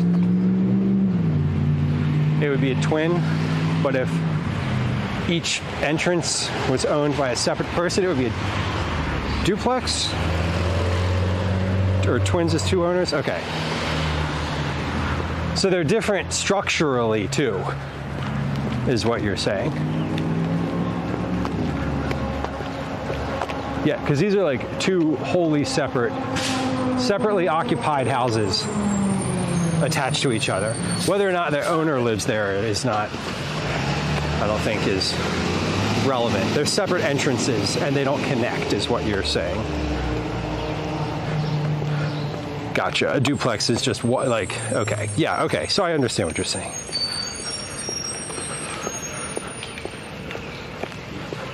Okay, so these are twins. Conjoined twins, we should say. They are conjoined twins because they're connected. So we have to say that. I think that's appropriate in the scenario. Excuse me. I'll mansplain this to you later. You just mansplained it to me right now. What do you mean? I get it. I get it now. I understand. I'm still probably going to call them duplexes, just like I'm probably going to say good morning to people, even though it's an hour into the afternoon.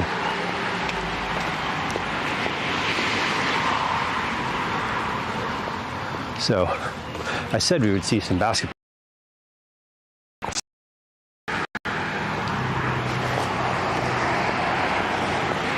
No, go ahead. I get it.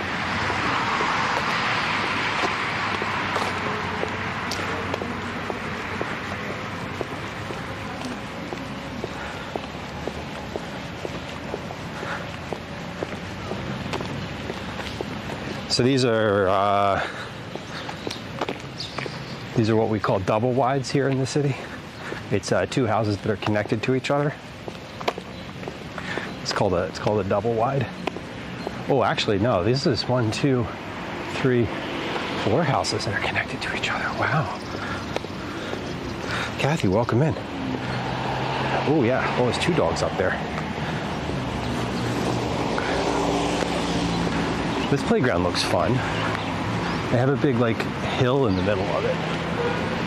And it looks like it's made out of, it like looks like wood. Cobbs Creek Playground, cute. Cute.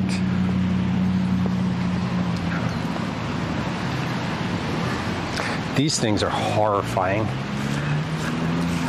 These things right here.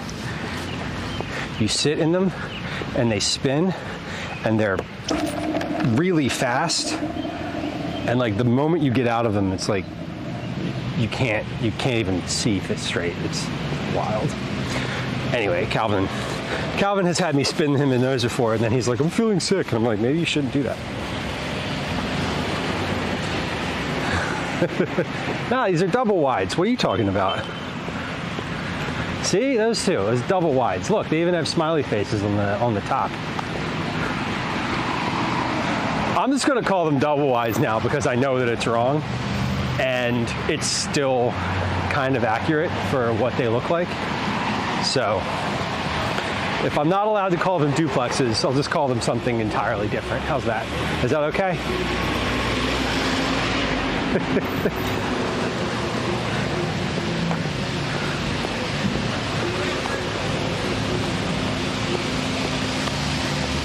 Row houses. There's a lot of row houses in Philly. It's mostly row houses, I would say. It was funny when I was watching, I mentioned this already, but I was watching Rusty Rhymes stream last night, and he was doing, he has a stream format called Open House Party, where he looks on Zillow at houses in a specific city or town or whatever. And he was doing Philadelphia last night, and he was looking at all these houses during one part of the stream that were like out in like a really rich part of the city, like not at all near center city. Like you would never ever see a house like this if you came to Philly, unless you did like, I don't know, some big house bus tour or some crap like that. And I was like, I was looking at it, I'm like, damn, like these are all within the city limits. They have like 4 acres of land on them. It was nuts.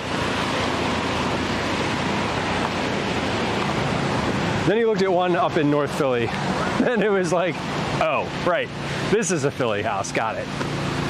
This tree is massive. That tree is huge. Like notably large. That is an oak of some variety.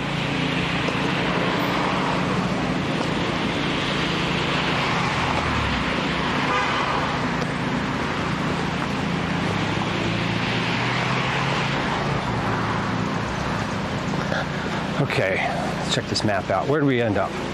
All right, so we started down this way, walked, nope, now in the middle we're about halfway to where we're going along this edge of the city, western edge of the city. Come on, Bitrate, you can do it. I believe in you. I believe in you, Bitrate. It's funny, I think it's any time. I don't know that this is causation is not, this is probably not the cause, but I just noticed that several times we were walking with low bit rate today, and we're right near a church. Why do I point with my pinky? Because my other fingers are holding my phone. So this is sort of like the one that you can see on the screen, because if I pointed like this, it would be weird. That's why. It's actually, like, I have a very specific answer for that. I could probably just do this and then do that, but like, I don't know. Why do we do anything, really?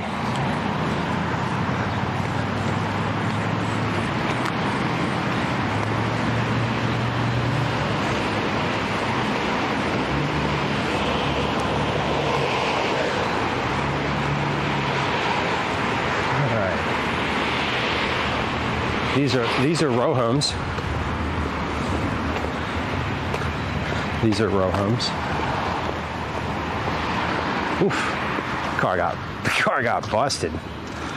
That wheel's not supposed to angle in that direction. Yeesh. Why are the boulders there? To keep people from driving into the park. Because otherwise people would just drive their car up here to have their picnic. That's why. Like, guaranteed. That's probably a big reason why they're there.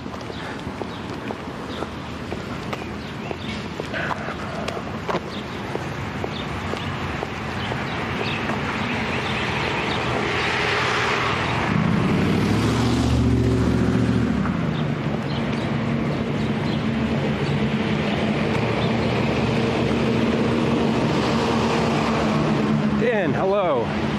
Good day. Good day. Good to see you. Welcome in. If you're hanging out and lurking, and if you're joining in today, welcome. We're all the way out on the edge of the city, the western edge of Philadelphia. We're as far west as you can go, and we are walking northbound towards Market Street, one of the main streets that goes from one edge of the city to the other. And we're going to take Market Street all the way back downtown. We might walk all the way to City Hall. It depends. I was going to stop at 30th Street, but it depends on the time. We're actually making amazing time. I also walk very fast, so that's helpful. We walked from 30th Street Station out through West Philadelphia. We went through the University of Pennsylvania campus, went through a little bit of Drexel's campus. We walked out Baltimore Avenue, all the way out to Cobb's Creek. We made a right when we got to Cobb's Creek. And now we're walking along Cobb's Creek. That's the wooded area you see. And on the right at the moment is the city of Philadelphia. So we're walking right along the city line. How come your top right says Douglasville? I don't know.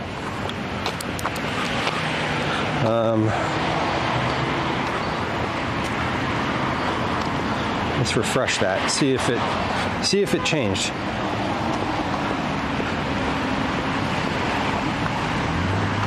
I don't know if it changed or not. It shouldn't. Or it should change.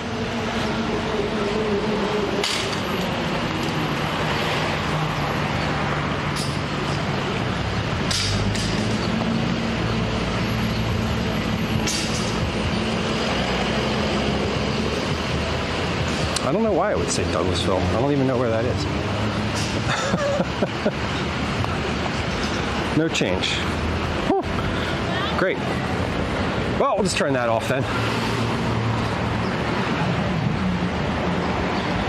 Yeah, I know it's definitely hard to see.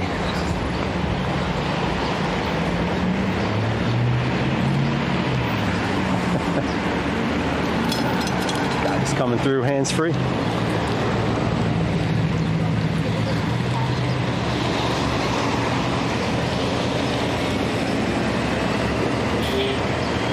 Just gonna wait here for a moment.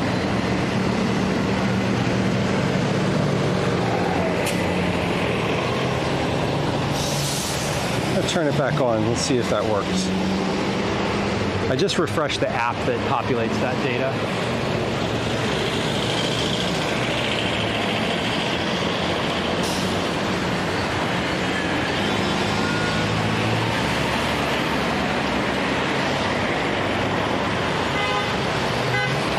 All right, well, I'll just turn it off. That probably just means that it needs to be adjusted in OBS, and I can't do that from where I am. So, is the time correct?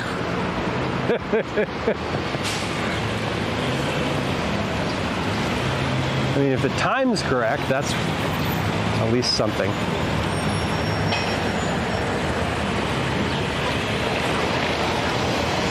It is annoying though, Gwen, to have that be incorrect, because it's like set up so that it says, it's supposed to be set up to say what neighborhood I'm in of the city.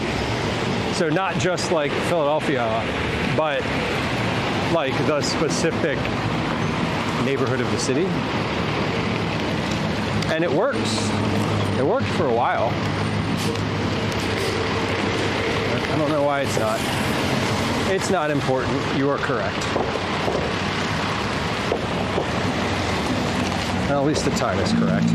It's the same time everywhere in the Eastern time zone, so that's good. I'm assuming the temperature is not correct. If it doesn't say something like 20 or something in the 20s, then it's probably inaccurate too. All right. What is this? Some sort of construction, refurbishing this building.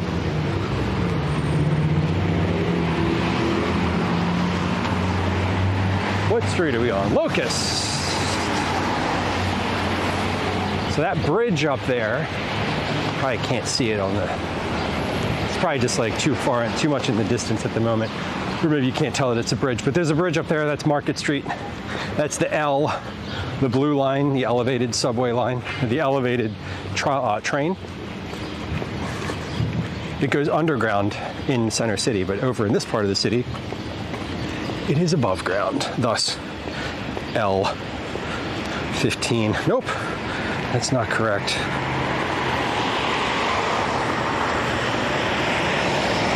There we go. They're all gone now.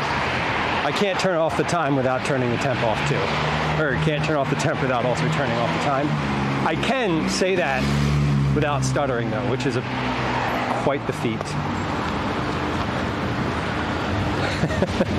Kathy, I hope you have an easy one. I hope you're having an easy one otherwise.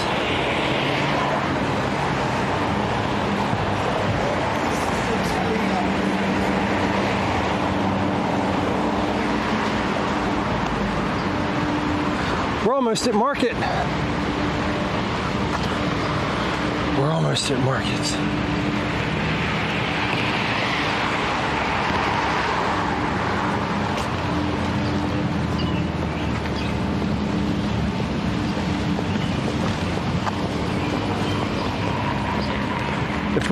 If we finish, okay, I don't know, how much farther?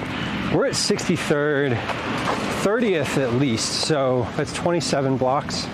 We're, interesting. I'm going to get back to 30th Street like well before I actually thought I was going to, if I keep this pace.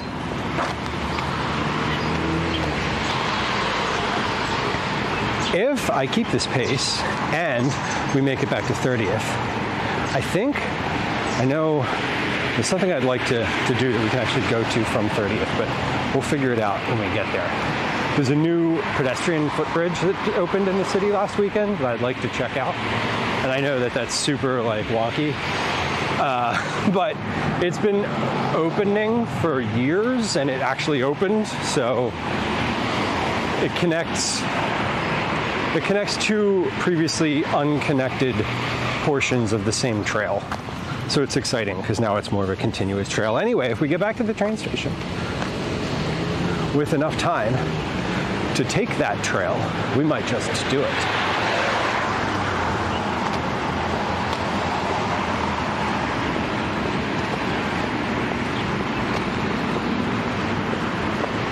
Again, we are in Philly. We're right on the edge. This is the western edge of the city. We're walking northbound, so I haven't been like rattling off the streets as we pass them. If you take a look on the screen right now, this is Chestnut Street. So we started today on Chestnut Street, and if you look basically directly above that black car that's parked on the side, you see sort of the tallest building that you can see. That is roughly where we started our morning today. That's actually a little bit south of where we started. But that's a little peek, just a little bit of a peek at Center City. We're still a ways away. Center City is at 15th.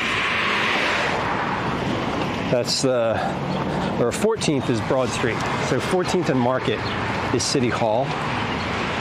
And we're currently at 63rd and Market. So we got a little ways to go. I said we might take that that bridge. Or might take that river trail. Might also just walk straight to City Hall, which is an additional 16 blocks from the train station. So again, that's not that much time in walking terms. 16 blocks is, you got 20 minutes worth of walking. Anyway, we're now out at the western edge of the transportation route. Western edge of the city transportation. The 69th Street is actually the train station. The main transport hub.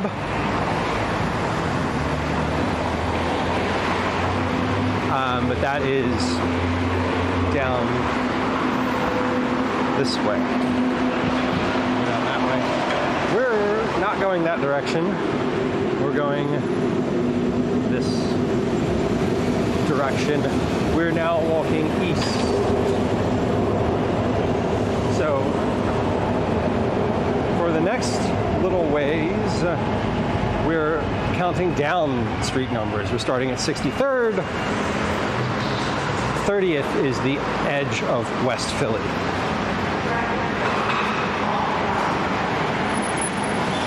So again, doors are closing. There's a train up there right now. So we're going to see if they're going eastbound. We'll see them pull out of the station. They are. There they are. There's the train. There goes the L. That's the blue line. That train takes you from all the way on the western edge of the city out to the eastern edge. Basically, it goes down to 2nd and Market, and then it turns and goes out into northeast, the northeast section of the city. So the Broad Street line and the Market line intersect at City Hall. So that is a main train line that just passed. And if we wanted to get to City Hall pretty quickly, we could just hop on that train and get there. And it would take about 10 minutes. So it's super convenient. But we're not doing that today. We are walking. We're walking. I'm getting my steps in today. Pretty sure I hit my steps already. Maybe not though. I don't know. Did I hit my steps already? I did. Oh yes. I've almost tripled my steps for today. That's good. We're at 14,000 so far.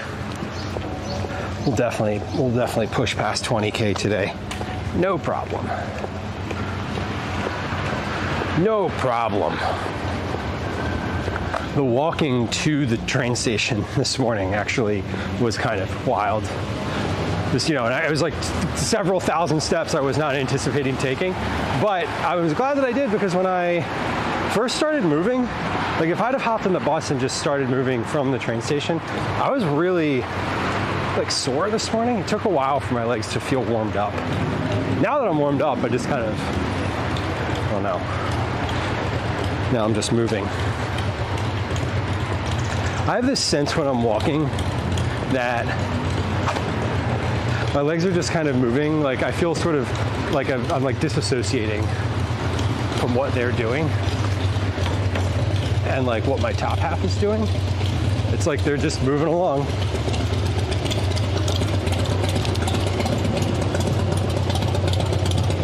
Oh, barbecue grill. That's a big old one.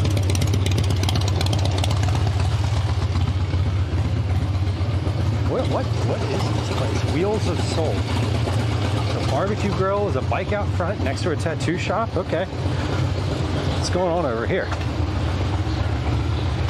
Who knows? It's already 28. Yeesh. Yeah, it's hot. Not trying to deal with that. Yeah, it's only in the 20s here today. 22 was the high. Again, we were talking about cheesesteaks. Guaranteed, if this place right here, guaranteed has a better cheesesteak than Pat's or Gina's. I'd bet anything on it.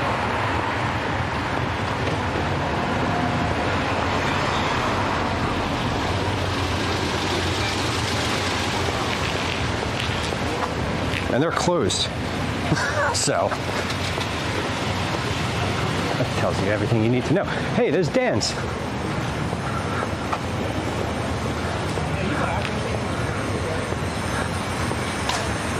Dan's what?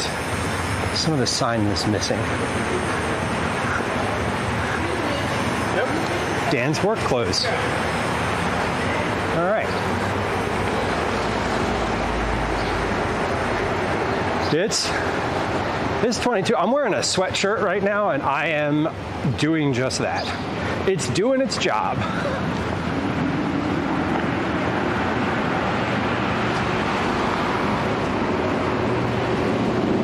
Another train coming through. You can hear it.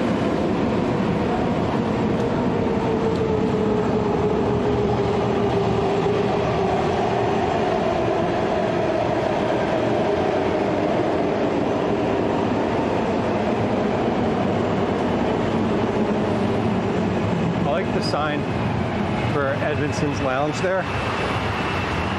The pleasant atmosphere sign. Fine food and drinks. Pleasant atmosphere. Like, it's kind of what you want, really.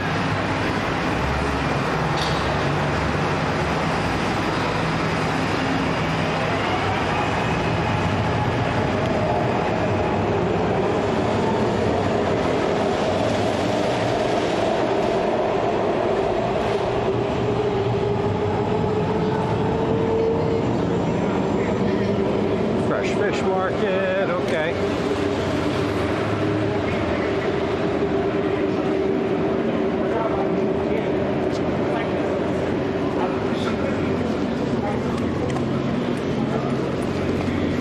God, it was loud back there for a moment as the train was going through.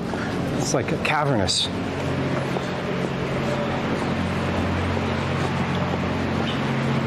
Cavernous back there.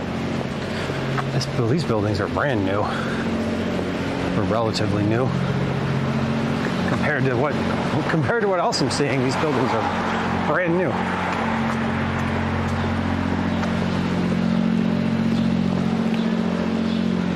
Fantasy Hair Lounge.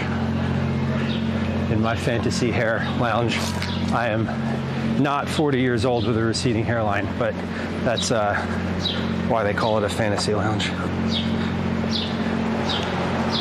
59th Street.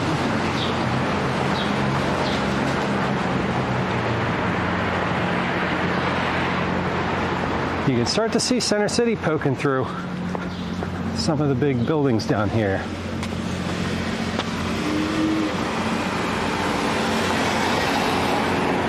And very residential here. So we walked along Baltimore Avenue, and now we're walking along Market Street. So these are not, the streets that I'm walking on are not necessarily like residential streets. So that's all kind of in this area down here.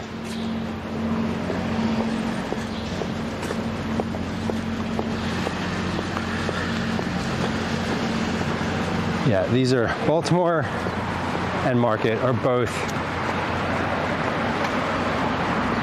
arterial streets, meaning they go all the way in through the city. They don't stop and then pick up later at any point. I remember during COVID coming to this Vibe urgent care facility just to get a rapid test because nowhere else in the city had them.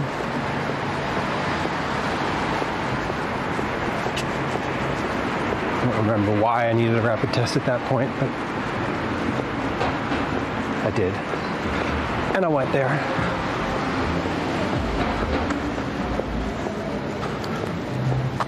So I mentioned how like we're gonna see very different architecture today.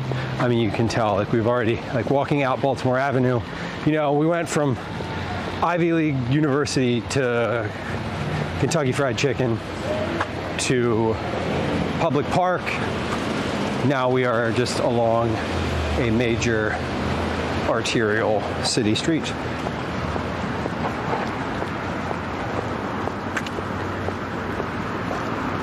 Look, we can go.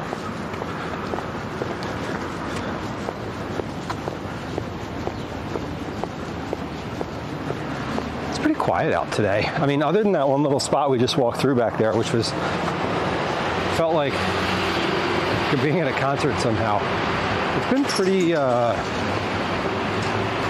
relatively subdued today as far as noise, I'm not hating that. I don't hate that.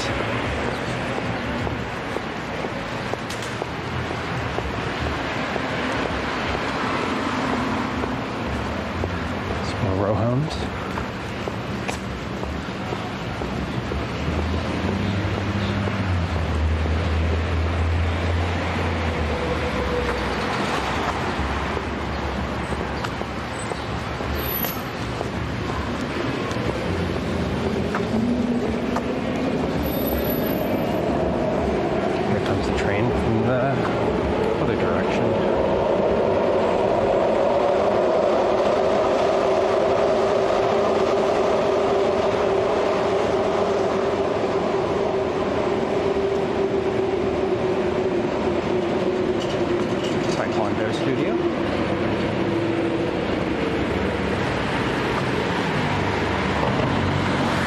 I was saying earlier, much earlier, right at the beginning of the stream, sort of when we get out into this part of Market Street, it's just going to be a lot of like local focused businesses, laundry,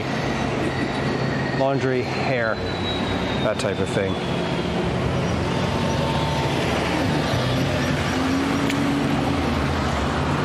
Fresh grocer and a Rite Aid. I think they're closing all the Rite Aids. I read that.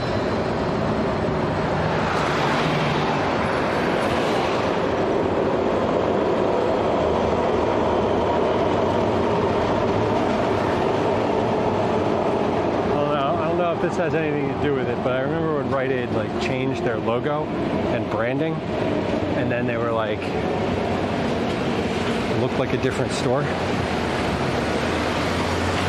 I don't think I've been in there since they changed their logo. I don't think it has anything to do with that. Like I did not go in there because they changed their logo. I think that's just circumstantial.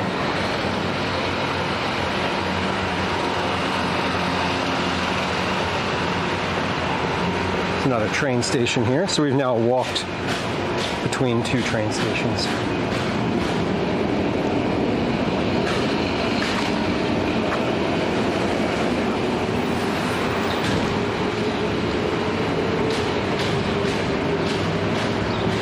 I was thinking today of walking the blue line, like just walking this entire transportation line.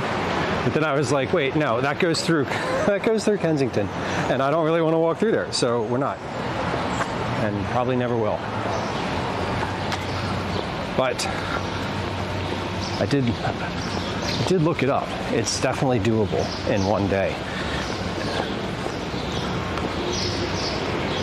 Again, I think they changed the branding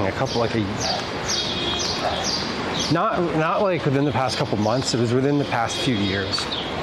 They went from like the red and blue looking logo to sort of a green and blue thing that looks sort of like a plant. And I don't know that it, I just remember it changed and I was like, oh, Rite Aid doesn't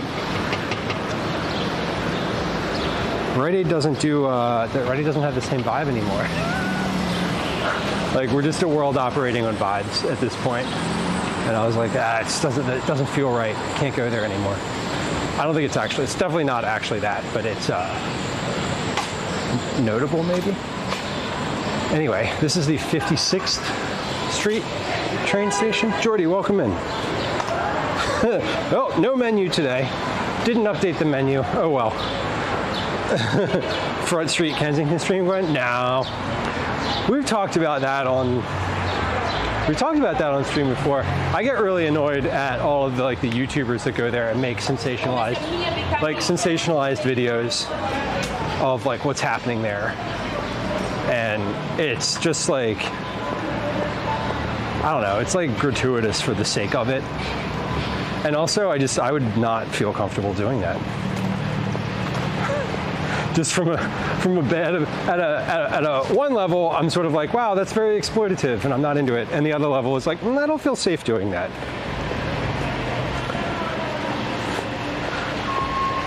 So fluff, I know. I mean, I did think about it just now. I was like, oh yeah, they're closing all the Rite Aids, and I was like, yeah, Rite Aid doesn't look like it used to. And I was like, why did I have that thought? And it was because they changed their logo.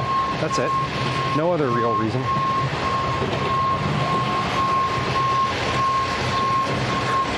Yes, Jordy, I know, it is sad, exactly. And it's I don't want to walk through there from just a safety perspective, but I also don't want to walk through there and shove a camera in someone's face.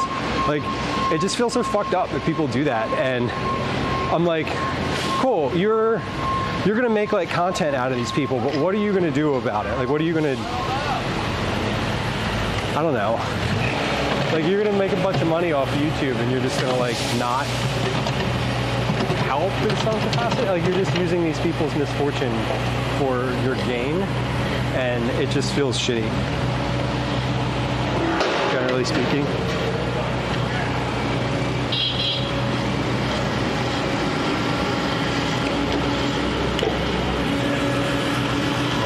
Okay, we'll go around this way. Yeah, I can. There's no, this guy's giving me the look.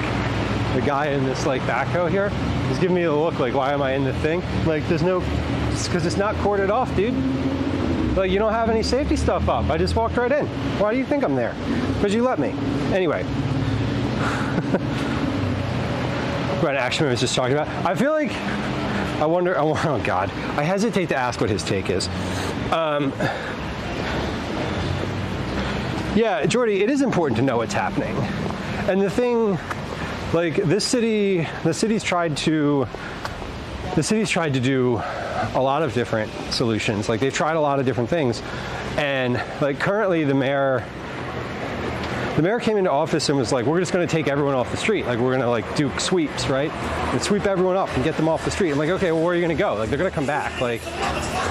The problem is not that they're on the street. Hey, look, there's an Iowa license plate. That's different. You don't see Iowa very often. Yeah, so I'm just sort of I'd rather, I don't, yeah, you go and you see the people all strung out and and then what? What happens, you know? Anyway, I'm definitely not gonna walk down through there. There's not a chance. Not worth it.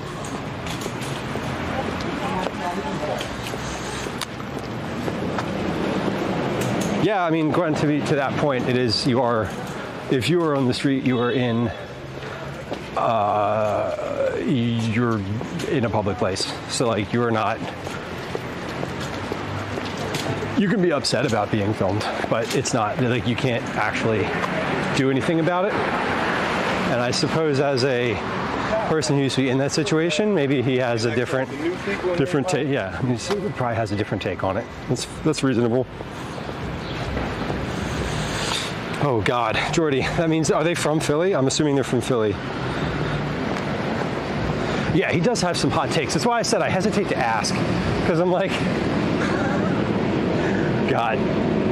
Yeah, I just, it's sad.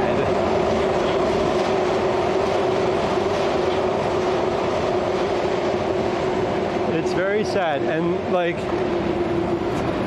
there's been lots of coalitions of people who want to have a safe injection site there, right? Which I get why people don't want those, but also it's you know, you got to try something. Let them try it. See what happens. Films and talks and calls ambulances. Well, it's good. At least he's doing something. I mean, geez. I mean, if you're doing something about it, that's better than doing nothing. and still filming it. Lots of people are doing nothing about it. It's the people that are going and filming it and also doing nothing that annoy me. Because that is just exploitation. That's different than just not doing anything.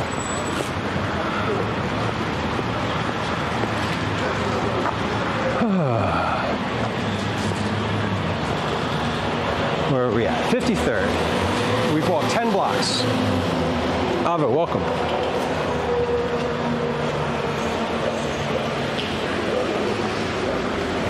Yeah, Gwen, I agree. I mean, I think like awareness is important and the knowledge of the thing is important. And like, yeah, there's definitely a way to exist in that environment without just exploiting the people in there. And if you're doing that, great, keep it up.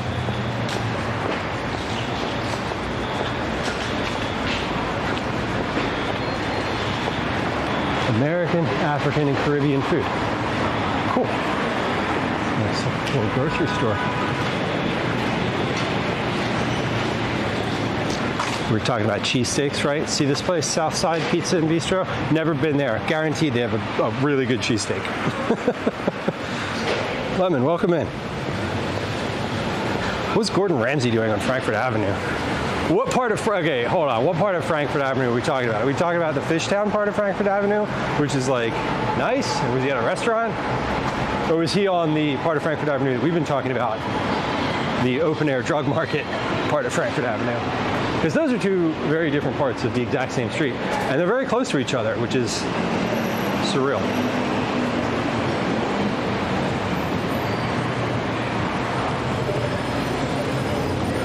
All right, 52nd Street, Market Frankfurt line, Transportation Center. Oh, he was in Fishtown, okay. So he was not where we were talking about. He was very close to it though. So 52nd and Market, where we're at. We're walking back from the western edge of the city limit. We're almost back where the Drexel Penn campus ends. So Drexel and Penn go from basically 30th Street out through, what did we say, like 45th, something like that? I saw it on the map. I forget what the map said.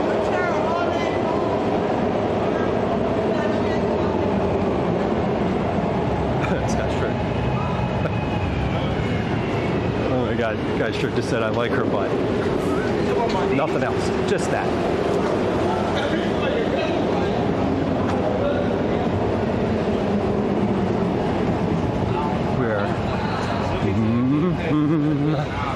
All of these, it's neat. I haven't pointed them out, but as we were walking by them, there are a bunch of murals along the Market Frankfurt line, along the train line that we're on here, that you can see very clearly from the train. They're not it's not as visible from the street. Afternoon. But there's a whole bunch of, they're like pretty well, I don't want to say well known. Philly's well known for its murals in general, but there was a series of murals that were put up along the train tracks.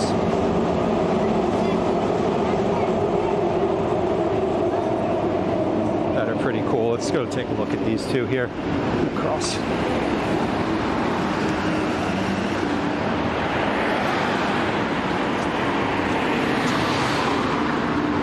What is the building with safe in huge letters? I don't think I saw that. It might have been a mural. But yeah, there's all these like neat little murals. Number 12 in a series.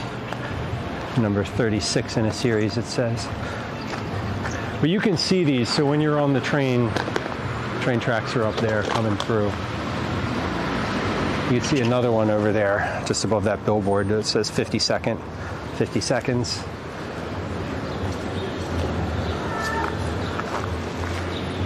kind kind of cool because I don't know what I don't know what building that was. I don't think it was anything in particular.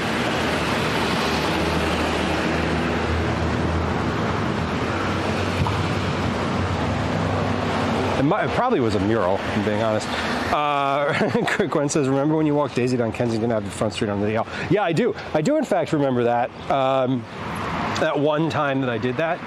And it was pretty scary, like, in general then. I think it was scarier because I was, like, walking a pit bull, a young one at that. And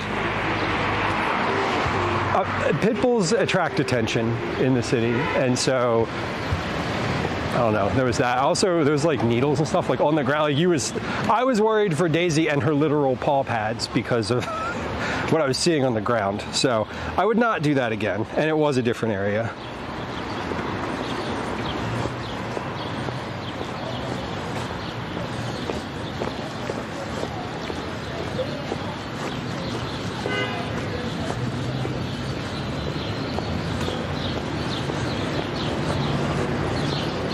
Yeah, Jordy, I don't think Philly is particularly notable for drugs. I think there are, where we are talking about is the neighborhood of Kensington, which is a very specific little pocket of the city that has been functioning as a sort of de facto open air drug market for a while. Like maybe decades at this point. And I don't think that in general Philadelphia has like a huge drug crisis, right? I do think that based on where we are as a major city between New York and DC and Boston on the East Coast, we are located within, a few hours driving of all of those cities.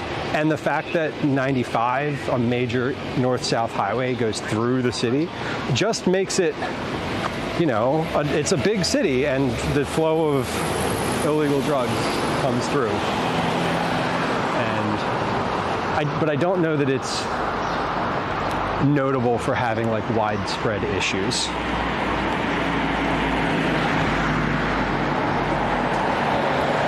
Jeffrey, welcome in. Shout out West Philly. Shout out West Philly. We are indeed in West Philly. We're at 50th and Market right now. 50th and Market. We're walking along the L, as it would be called here, the train tracks. We've been in West Philly all day, or at least all stream.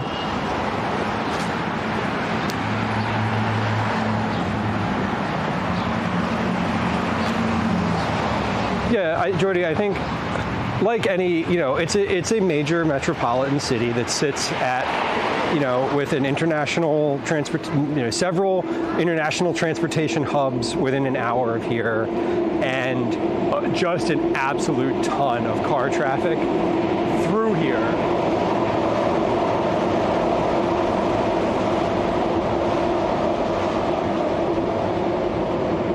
So I think that just all contributes. Number one goal, love people.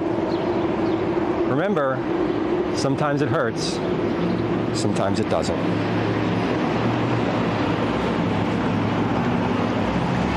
Yeah, Gwen, I'm sure we'd learn all about it.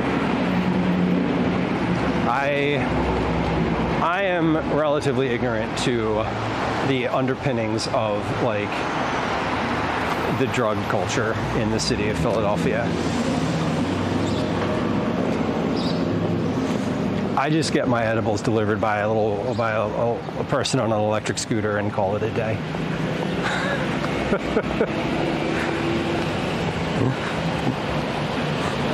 Are your winters anything like ours?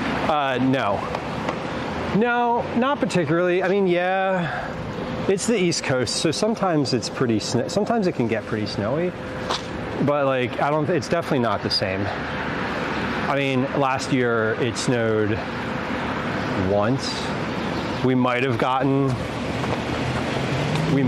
a few inches of snow, but no, it's cold. It's weird. It's like a humid cold.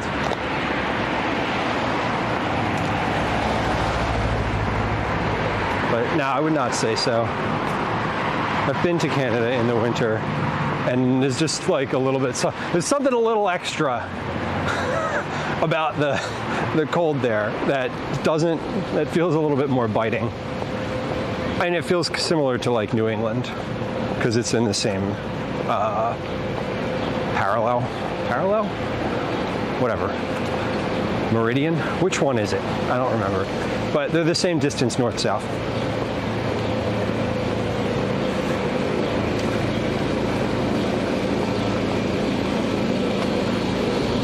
Last year when I did go to Toronto, and it had snowed multiple days in advance of my arrival, I was a little taken back by the fact that like snow clearing from like public streets, it was really terrible. Apparently they've privatized all of the snow removal, and now like parks and stuff don't get plowed or cleared because like no one's paying for them to get plowed and cleared. It does impact homelessness totally. Yeah, it's not. It's definitely. Yeah, I mean, the visibility of homeless folks is certainly a lot less in the wintertime. It's nothing like my like other cities. When I was thinking of like how I've seen homelessness in other cities, like San Diego was a really weird one, and I've only been there once. Like I went there for TwitchCon, so like my experience is extremely limited. But it was weird. It's like, oh, like, yeah, people don't have sort of the same level of like year-round outdoor opportunity here. Opportunity is definitely not the right word for that, but you know what I mean. Snow clearing is bad, as I understood, as I'm struggling over like meter-high snowbanks to get to the sidewalk. And then once on the sidewalk, I'm walking through like a rabbit trail that was not at all cleared. I'm like, what the hell is happening here? Like, I was like, I thought this was a proper city. And my buddy James is like, I know, it's so bad. So I will say that at least in Philly, our snow removal is still a city-wide responsibility. And so it does happen pretty quickly when it snows. When it snows here, it's really annoying, because it's not actually like pleasant. It just like sucks for a while, and then there's like really crappy slush all over the place, and it's just not good. So I don't really love it when it snows here. It's nice when it snows outside of the city though. One of our camping trips this fall, it snowed, or this winter. The one we took in either December or February, I forget. I think it was February actually. Calvin and I were tent camping, and it snowed on that trip. We actually got to go sledding, like for real sledding, down like a real hill, and it was really nice. We don't really have that, so winter in the city is just kind of more annoying than anything else. At least that's my take, my hot take on it. On the street because of a movie. Exactly, they paid someone to do it. The only reason it got plowed is because they paid someone. Jeffrey, if you have thoughts about like what we're seeing or where we've been, and you are more of an authority on them, please share, because I do not. I am not an authority on what we're looking at. Like, generally speaking, I sort of have lived here. I've lived in Philly with a few years exception since 2002. So I have a lot of accumulated city knowledge, but not a lot of like formal city knowledge. Anyway, we're at 46th now. So we're almost back toward Penn and Drexel again. Hey, look, an Aldi. You know, I've never actually been inside of an Aldi. We're not going to do that today, but it's been on my mind recently, Aldi, in general.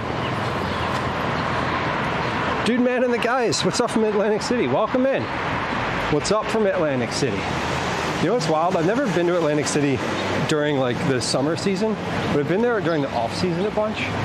And every time I've gone, it's been just like a vastly different experience. I've never had the same experience there, but it's always been kind of fun. Welcome in. We're in Philly. We're in West Philadelphia right now, walking eastbound on Market Street.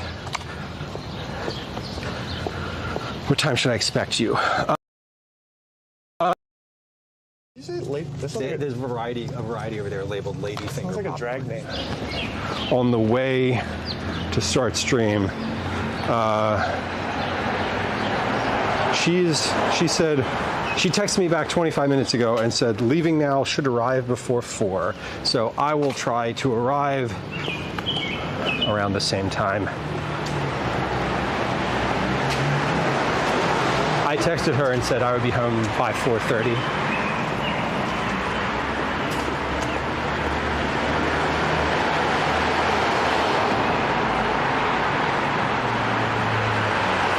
Did you catch all that? We're in low bit rate. I don't know if you actually caught the audio, what I just said, so.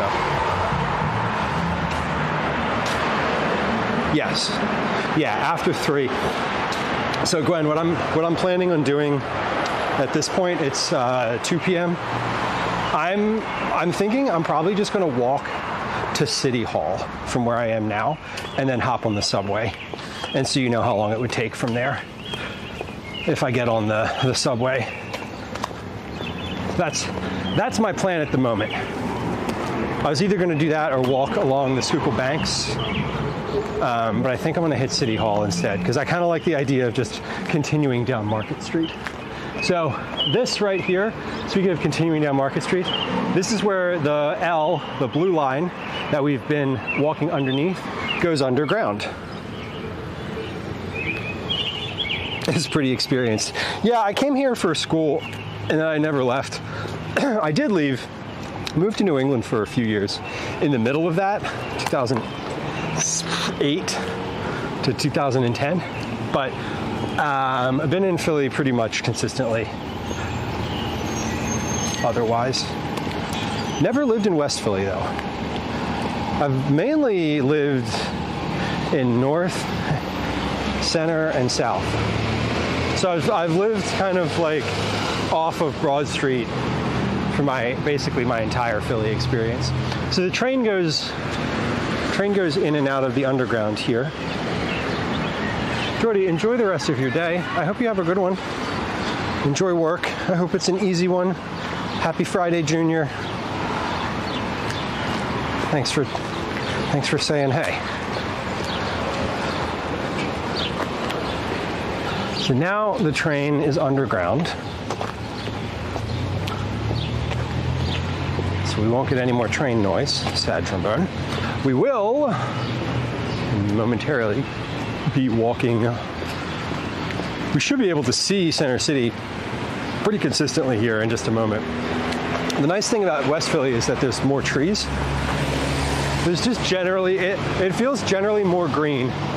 North Philly feels so not green. Like North Philly is, to me, feels aggressively treeless in most of its like residential areas. Whoa, what's going on over here? Yeah, West Philly's pretty green. Got Popeyes over here. Love that chicken. Agreed. You got a Dunkin', got a Subway. Belly Flops, welcome in. Just wondering how much time I have. You got a little time. And she doesn't care. She's coming to see the cats. And Gwen, I will speak directly to you when I say that you know that no matter what, there will be a criticism of something. So just be prepared. And don't stress about it too much. She really is just there to see the cat.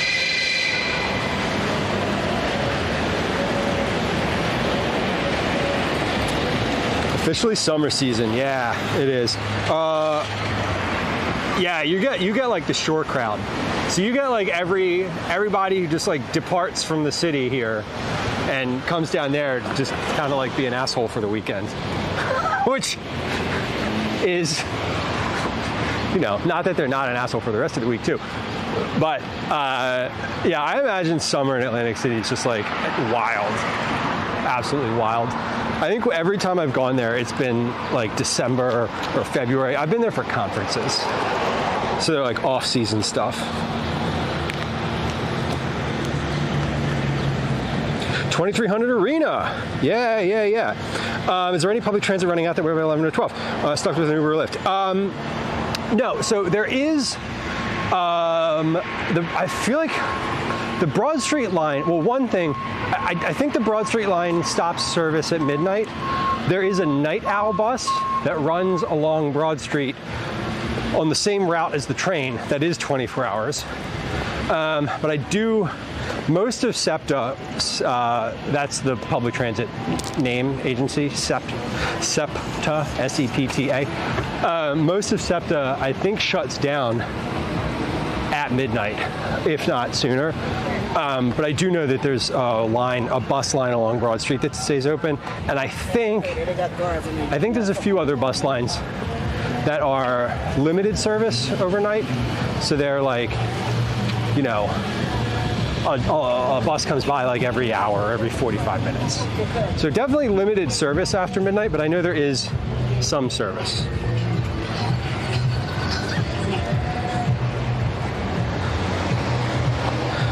Disgusting but adorable. Yup.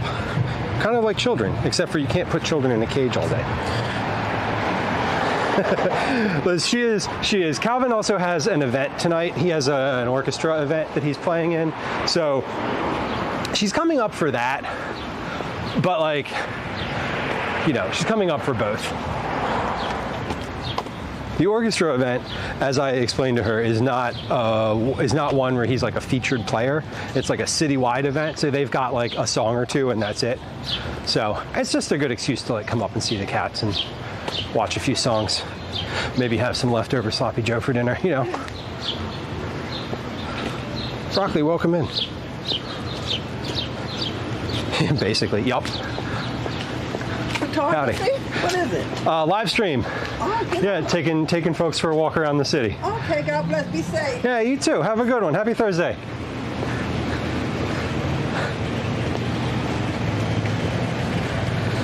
Houghton, yeah.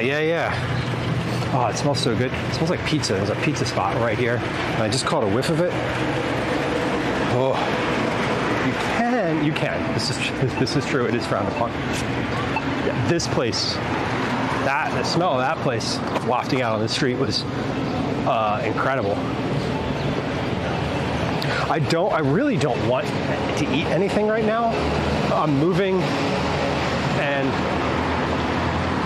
I'm not like in a hungry mood, but that was, honestly, that smelled amazing. This is the best thing I smelled all day so far. Definitely better than some of the smells in that train station. Making pizza sauce. Oh yeah, what you putting in your pizza sauce? I like a pizza sauce. Plain crushed tomato, plain garlic, olive oil, salt and pepper, a little bit of red pepper. Don't cook it, just put it on the pizza and pop it in the oven. That is my favorite pizza sauce. Super simple.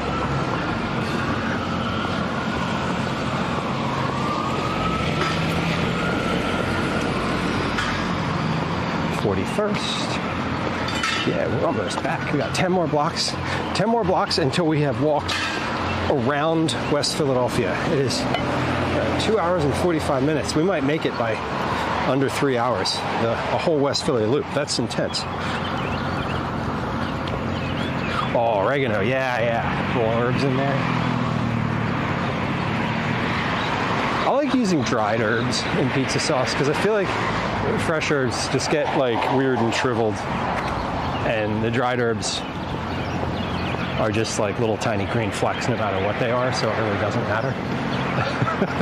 They stay looking like they did when they came out, whereas fresh herbs are like, they get all wilty and sad. Unless you put them directly on top of the hot pizza when it comes out of the oven, then it's fine. Then it's like, oh, these are great. Super simple is rare. Liz, I know. Well, the sauce is simple. But generally the rest of the pizza is like just the most extra nonsense. I think we keep one part simple so that it doesn't spill over into just completely ludicrous.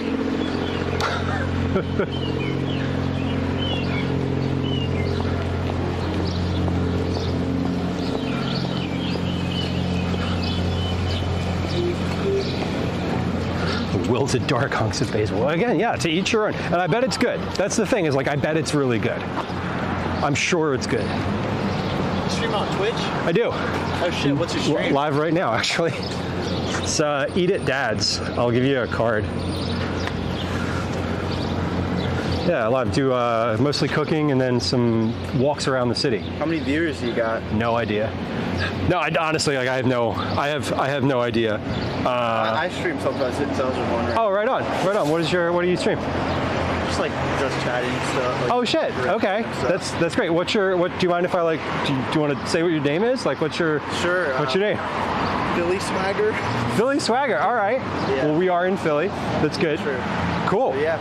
What's your IRL setup? I've been meaning to get into that. Apparently, there's Avo says 45 people. 45? Cool. Yeah, so that's cool.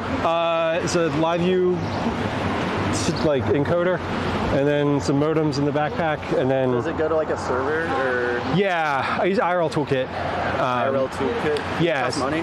It does. Okay. It does. I'd like to have a home server, but it's like a cloud OBS instance that you then run out to wherever. So it's running out to YouTube. It runs to Twitch and YouTube from that point.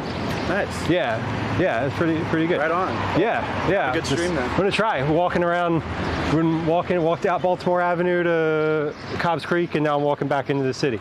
So enjoy your afternoon. Good to run into you. There you go. Thanks for the shout out, Liz. Is that that? Did we just encounter? We encountered a real person. I'm also like, let's be super clear. I'm literally wearing a hoodie that says Twitch. I'm wearing sunglasses that say Twitch. I'm like not subtle about what's happening here. You can't see it because it is you, but I am literally holding a camera on a pole. So I think, yeah, that was earlier when I was like, sometimes you run into people and they always think you're on YouTube. That person was like, are you streaming on Twitch? That was the most specific question, which was kind of fun. His bio is D's Nuts. Great. I think that's probably why he chuckled a little bit when I was like, what's your name? And he said it. He chuckled a little bit, and I think that's probably why. She's like, oh, someone might see this now. It's on the internet. Like, whenever you have an IRL encounter and you're like, internet things come up like that, it's always like some, I don't know, kind of funny. Because people put all sorts of weird shit on their online presence that maybe they wouldn't say out loud in real life. Who knows? Cool though. I like running into other people on the street, especially like when someone sort of knows what you're doing. Often someone's like, are you taking videos for YouTube? Are you a photographer? I got that earlier, the person that said hi before that was like, is that photography? So a lot of the time, not a lot, like sometimes you're just like, I'm not going to explain this because maybe it would take too long. But no, that was a very specific question. So I was like, oh, this person knows the question to ask.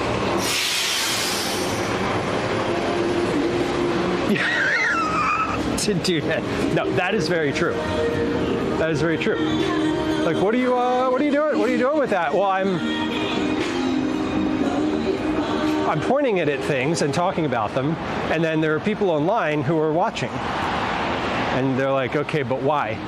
And you're like, I don't know either, but they're there, and I do it too.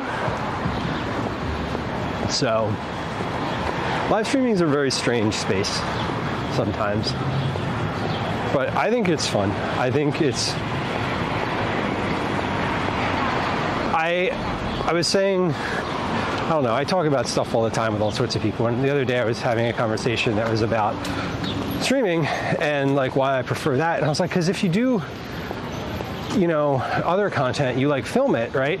But then you have to edit it. You're like, you got to do all sorts of other stuff with it.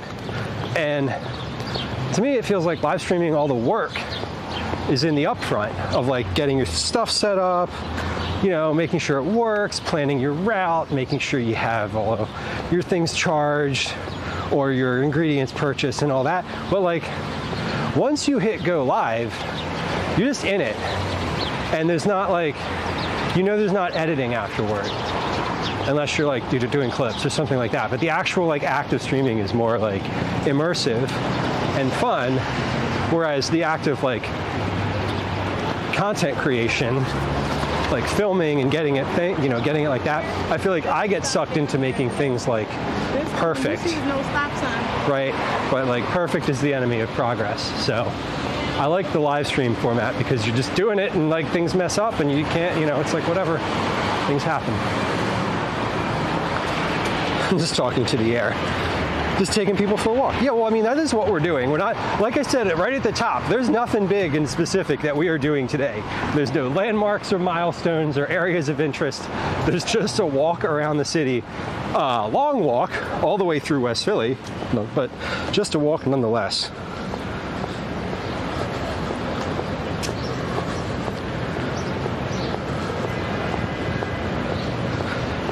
Live feeds from Big Brother. It's sort of like that, I guess. But there are streamers who are live like 24/7, and that's their shtick. That's like their thing. I don't think I could do that. That would be too much. It'd be a bit too invasive for my particular tastes. So we're definitely back near Penn. This is 38. We're at the intersection of 38th Street and Market. So we're about 8 blocks from where we started today. Well, Uma, welcome in.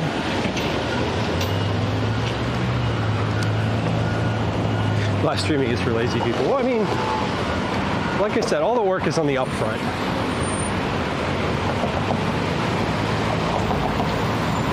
Once you're live, it's just, you're just sort of in it, and what's happening happens.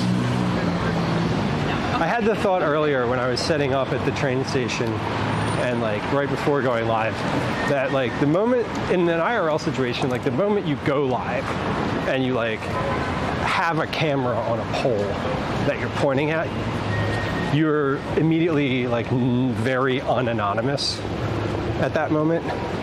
Like up until that moment, you're just like a person with a backpack and nobody gives a shit about you. But like then, you know, you fire up the camera and you have a camera on a pole and you're pointing it around and talking out loud to nobody in particular and staring at your phone a bunch, and people are like, who the fuck is this guy? What's happening here? So you do sort of like don the cape of attention. That was a really weird way to put that. But that was, yeah, you kind of like, you start and then you're very visible, both online and in person.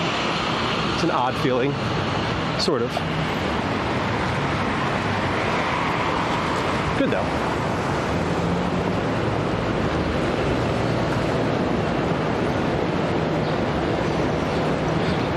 Philly Swagger, welcome in. Good to run into you.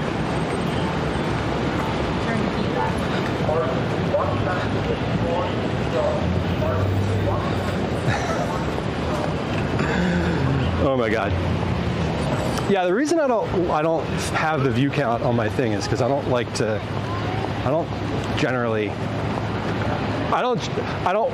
feel like I'm going to change what I'm doing if I know that there's more or less people than I thought there were. Does that make sense? I really have never had much of an idea of how many people are watching until I hit raid. And then it's like, you're rating X with X number of viewers. I'm like, oh, that's a number. Cool. Cool.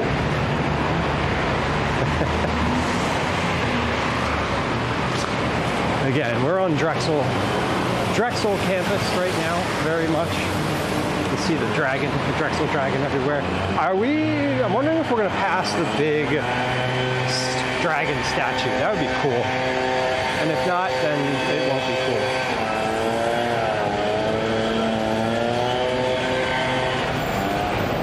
Like when you say how many, it makes it sound like just your mom is watching. Hi, Mom. Hi, Mom. Please, I hope you're not watching right now. According to what you told me, you're driving, so please don't be watching. Anyway, yeah, no, I get it, Glenn. I think that makes sense. I know it's more than just my mom, but I never know the exact number. I don't have it anywhere, IRL or in person, or in the kitchen. I did. My very first stream, I had it available, and I kept looking at it, and after that, I turned it off.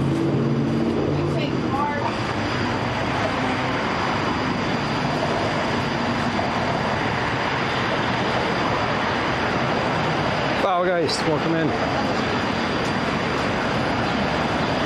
Sick quad. When the hell did I even point? Wait, are you talking about me, or was there someone who had nice legs back there? Was I showing? Did I? When did you see my quads? I'll turn it off, but I don't really look at it. Oh, the reflection. Oh, sneaky. Y'all, that was sneaky. Yeah, I just turn it off because I don't want to know.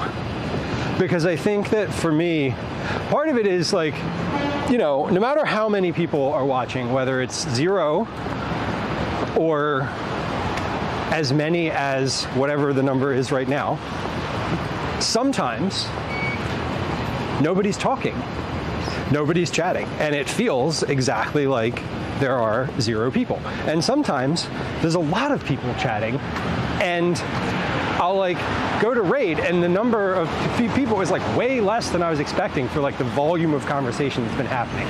So I think to me, the number just it doesn't ever really truly reflect the experience that I'm having in that particular stream. So I just don't really need it. I don't really want to know.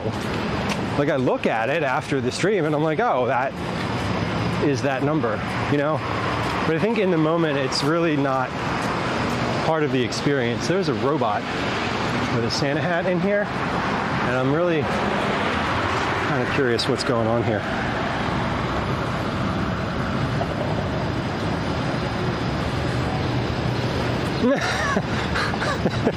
Respectfully, I can take that. Thank you.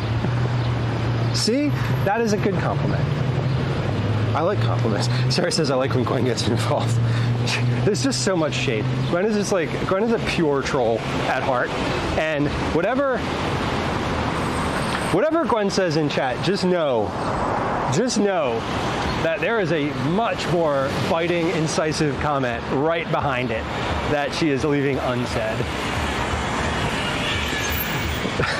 Almost always said with respect and as a compliment.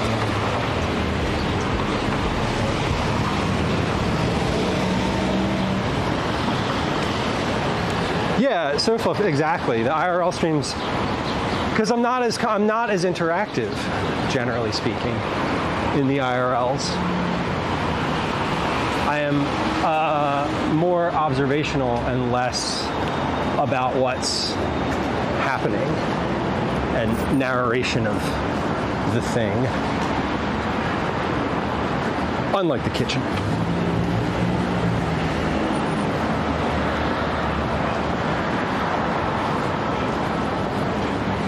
We're allowed to bark as long as we don't bite. Well, you're allowed to bite too, as long as, maybe not you, but generally speaking, that's what communication is for. Yo, what's going on? See, people see the camera and they're just like, what up? Yeah, exactly, dude, man. There's, you could, just internalizing the number is not something I want to do at any given point.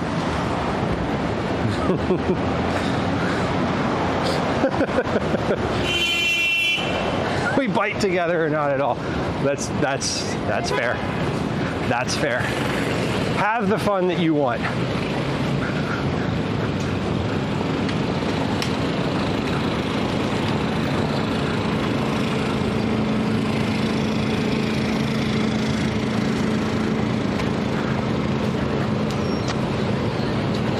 prefer dining separately myself, but here we are. Oh, there's the dragon. Let's go see the dragon. Caution, bus is turning.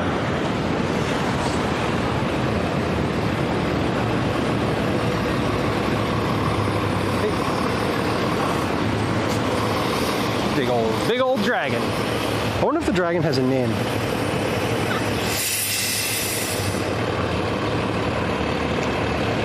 Can I cross here? I don't even know. I can't see the sign.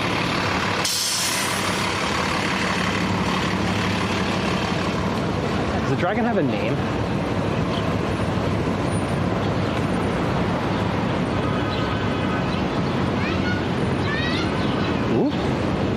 What does it say? Drexel Dragon. Mario, the magnificent. The dragon's name is fucking Mario.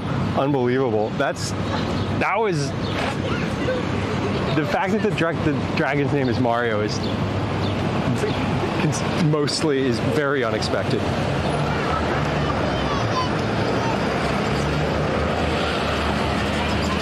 So cool. The dragon's name is Mario. Mario! Wow! Yeah. Mario. How you know that?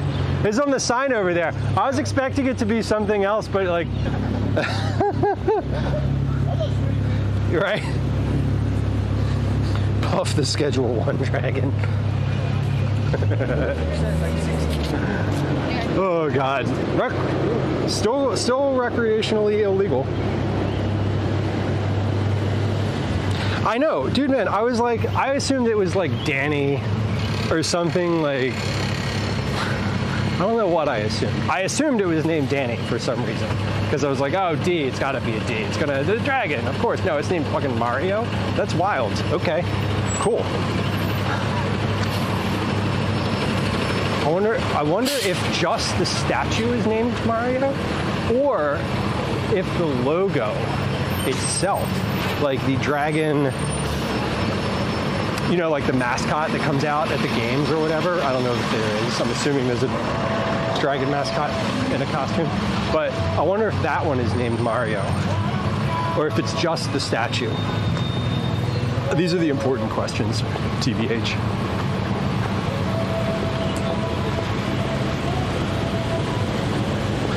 Just made that kid's day. I hope so. I was just doing the thing where like someone looked at me, and so I had started the conversation with them, even though they didn't ask.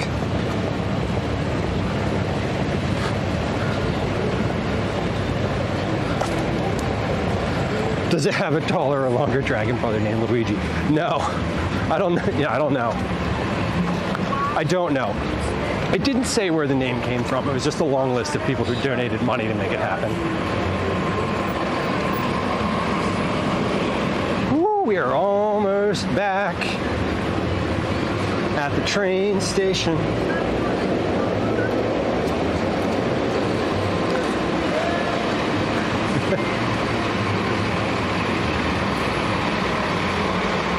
Almost back.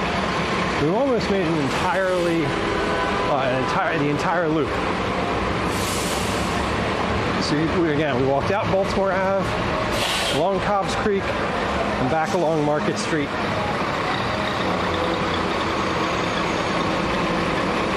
We're gonna do, let's see, I think we're gonna go down, I was considering going to the new pedestrian footbridge on the river. But I think we're just gonna walk back to, we're gonna stay walking on Market Street till we hit City Hall. Because that makes it actually a lot easier for me to get home after that. So we're gonna walk to City Hall. That's what we'll do. Sounds like a show I'd give dollar bills to. Philly's a big drag city. There's all sorts of like drag shows, etc. They're always posted around the city. They always have like funny names based on like recent events or pop culture things.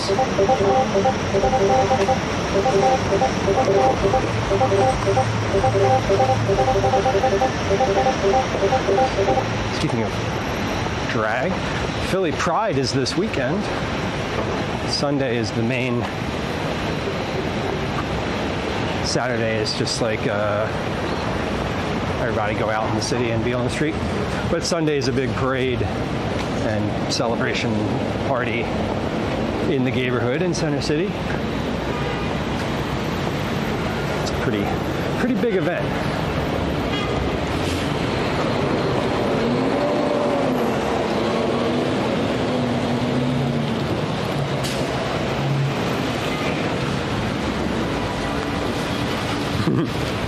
Brian, what is happening? What do you mean, what's happening? There was probably a sound. Oh, there was a sound played. Discord sounds. It's funny. Discord sounds always freak me out. So I'm like, wait, what?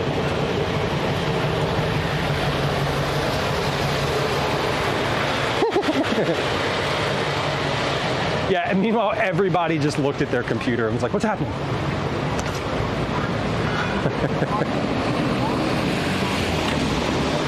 So this is where we started this morning, the train station, right here.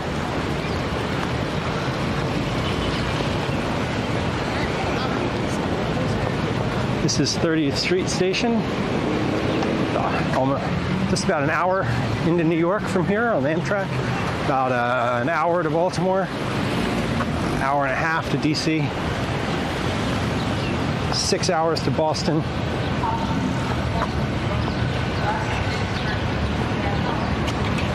So big main train hub here.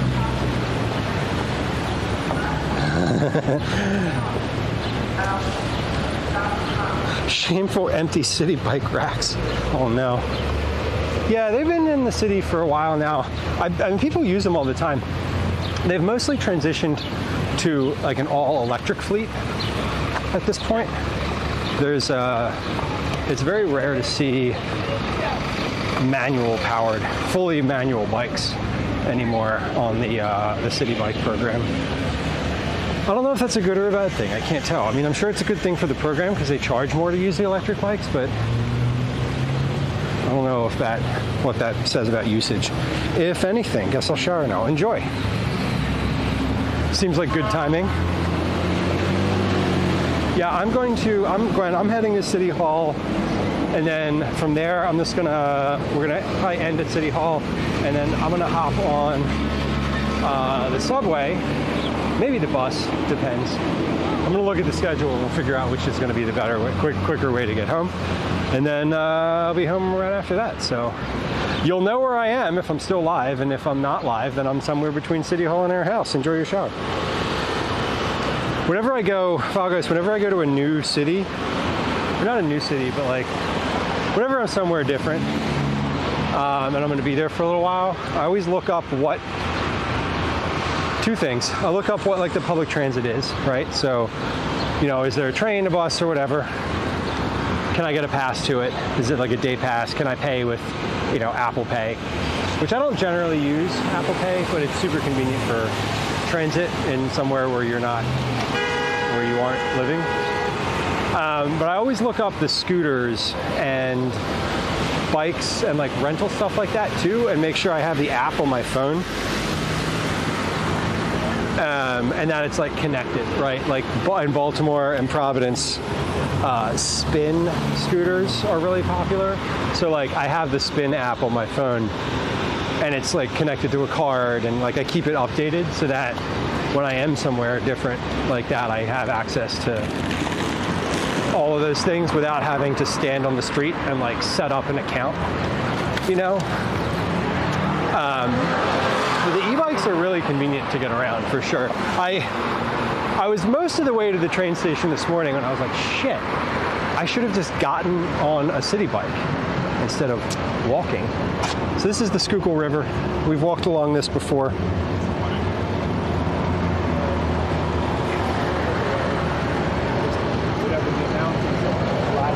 They had to be hacked. They'd be hacked and scrapped in a week.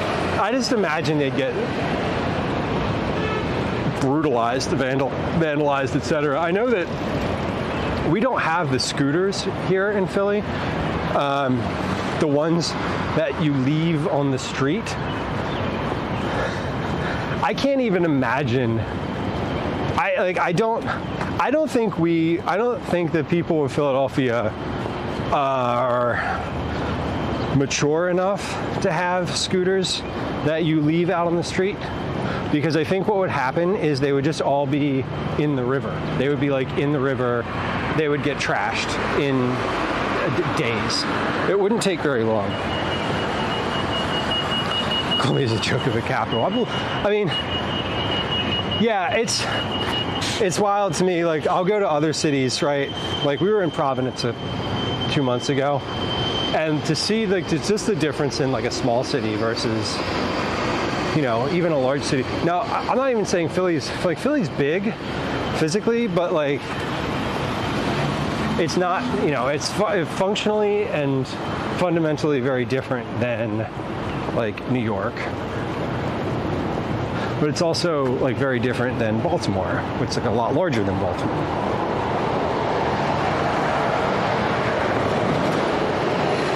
What if we had river scooters? It wouldn't be a what if. If those scooters existed in Philly, they would be destroyed in days at most.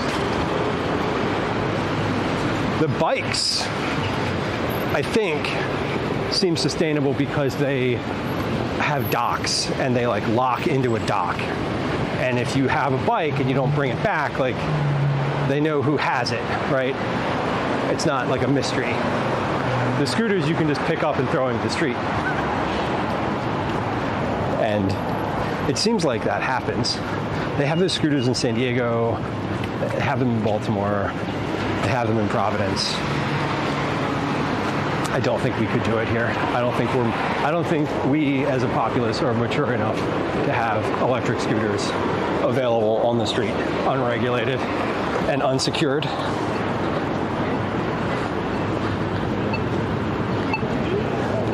Philly is certainly smaller than Chicago. Different vibe. Very, very different vibe.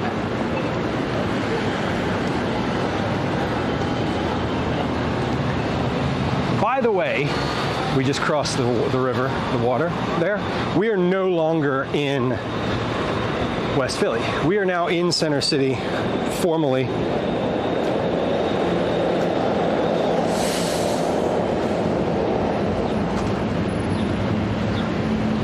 We're back in the Center City area, the Center City grid, if you will.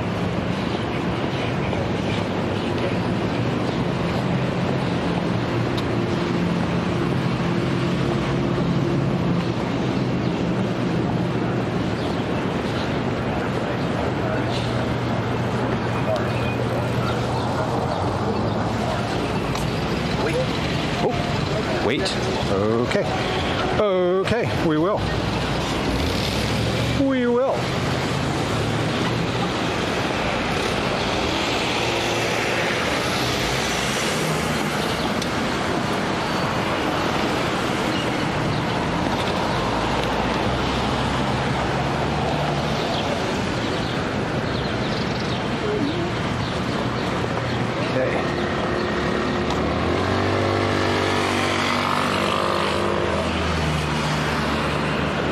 It was quiet for a lot of the day, and now that we're like back in the Center City area, the sound is creeping up. I don't know if you can tell.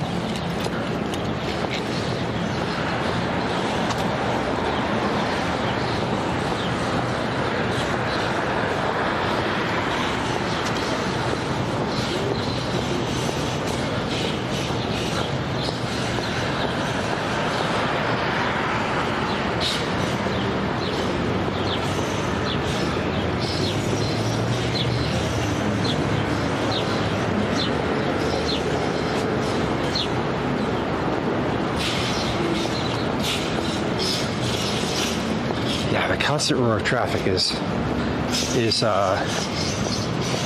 definitely picked up. What's my favorite mural in the city? You know, I actually have a very specific answer for that. There's a mural at 13th and Pine by David Ginn that has not a lot of like meaning necessarily to me. But I saw a picture of it in Rolling Stone when I was a kid before I'd ever been to the city, and I loved it, and I hung it up on my wall. And when I went to Philly for the first time, it was across the street from the coffee shop that I went to. It was like the first place I ever went in the city was this coffee shop. And I sat down, and I was having a coffee, and I saw the mural across the street that had been hanging on my bedroom wall for like 5 years.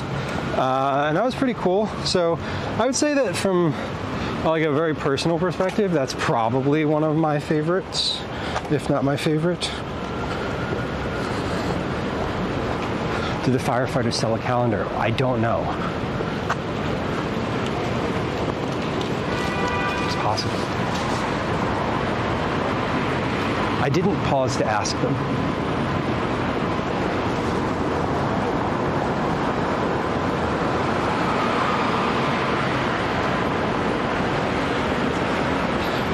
So, File Guys, a lot of Philly has a large mural arts program. It's pretty active, pretty wide-ranging program that commissions new murals and sort of manage the murals in the city. Like a lot of the murals are on private buildings, or or they're on a building that's not maintained by anybody, and so the mural arts program kind of fills the gap in there. And so like that mural specifically, if it was vandalized or needed some sort of cosmetic repairs, like the mural arts program would take care of that. I don't know how quickly they would do it, or I don't know the details around it, but I do know that like that program within the city would take care of, has been taking care of that mural.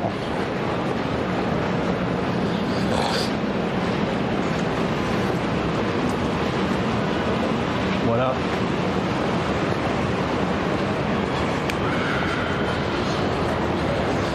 Double-sided calendar. One side with men, the other side with women. Interesting, File Guys. I like their equal opportunity.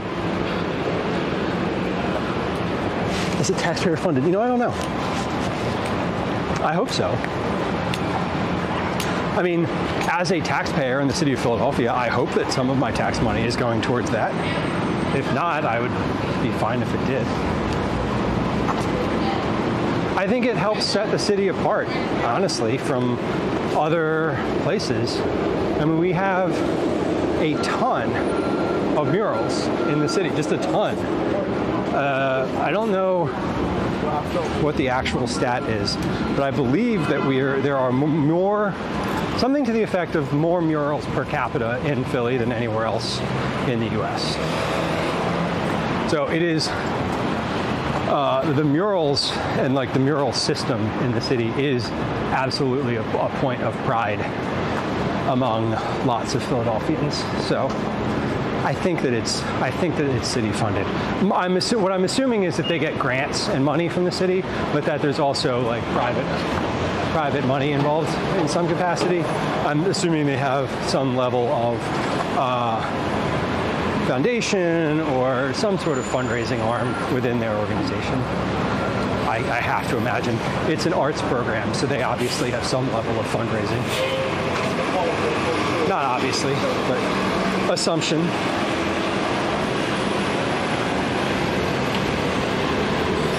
Surf up, that's cool. It is always nice when like stuff like that happens. There's often movies and that type of thing in the city, and it is kind of funny when like you see like a storefront or a set of buildings gets like a brand new facade, right? And like the production company just paid for it to make it look like something specific. It's always kind of funny. But that definitely happens. At least you got something nice. You have to watch out. There's a couple murals in Philly that are like corporate funded, as I would say. There's a really big one at 9th, 8th, and Market. That's like huge. It's the entire side of a building, and it's sponsored by Citizens Bank. And it's funny because you're like looking at it and you're like, huh, something feels weird about that. And then you realize that like the people in the mural are all wearing like Citizens Bank polo shirts, and it's like they're employees, and you're like, oh, that's weird. It like suckers you in. You're like, that's a really nice mural. It's huge. Look at that. And then you're like, oh, it's an ad for Citizens Bank. So there are those murals as well. We're in downtown. There's the second tallest building in the city right there. Yeah, Faugeist, I assume that some of them have specific benefactors. And the Mural Arts program would be the one to like manage which ones do and don't and all of that.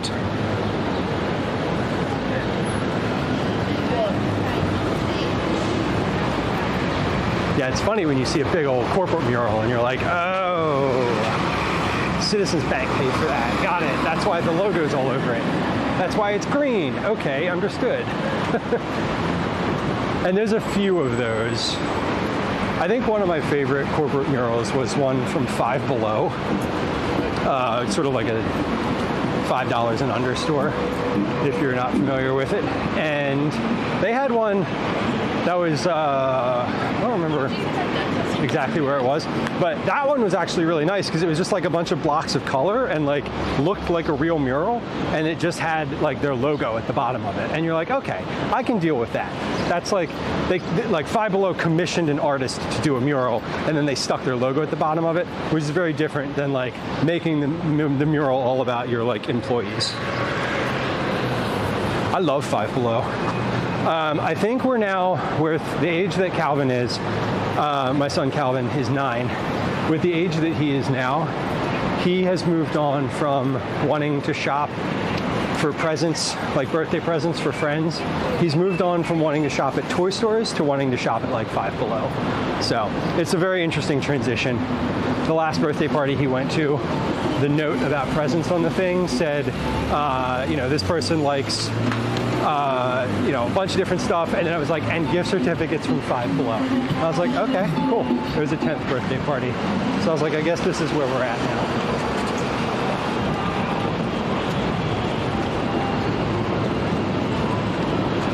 Right, coming up on City Hall.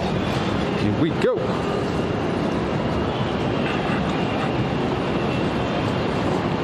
Yeah, patron-sponsored art is different than a commissioned ad. You're right, and I agree with you. I'm on the same page, exact same page. Like, you want to sponsor the whole mural, let the artist do their art, and put your logo at the bottom of it, great. I don't care. That's fantastic. And I appreciate it. Like, thanks for letting me know that you're the one that paid for this and allowed it to be out in the world. Yeah, the ones that are like, let's make a big corporate ad look like a mural, I'm not in for that. Woo! City Hall. We have been to City Hall several times. And today is another time. We're back.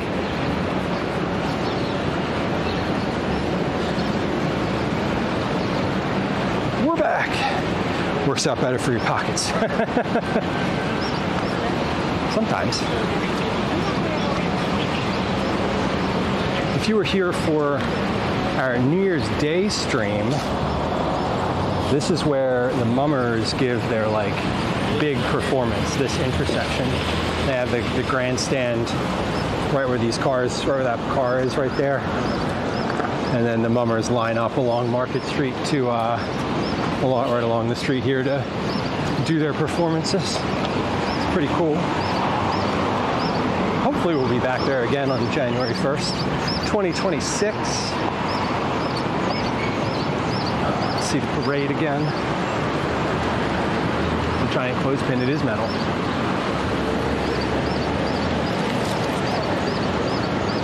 It's on my list of places to check out. Dan, it's fun.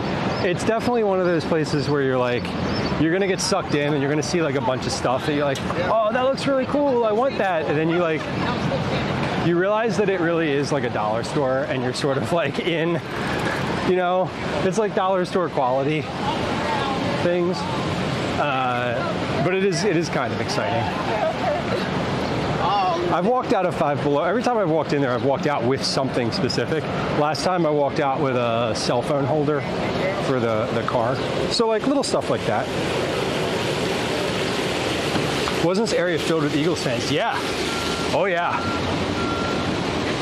Yeah, this is a big, right now where we are, so we're outside of City Hall, right here, City Hall.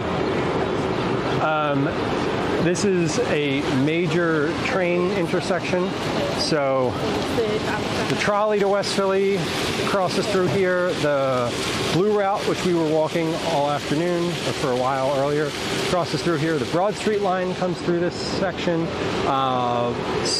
Several bus routes come through here, probably maybe 10 different bus routes all intersect at this exact area. So as far as like citywide events go, this is a really like primary spot for stuff like that, for parades, gatherings, protests, also out here.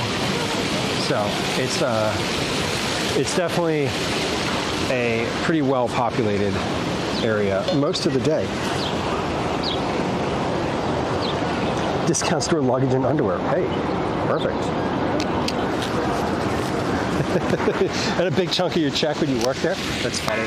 Yeah, I believe it. If I worked there, I would certainly probably find lots of things to lots of things to get into.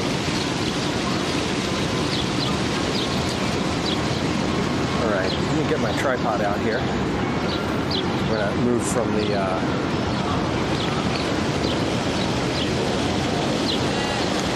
the pole to the tripod. I love the sound of the water. It's pretty nice.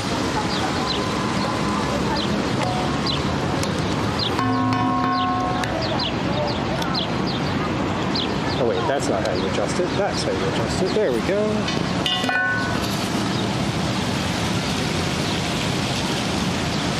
Do you mean to tell us the area is literally busing? It is literally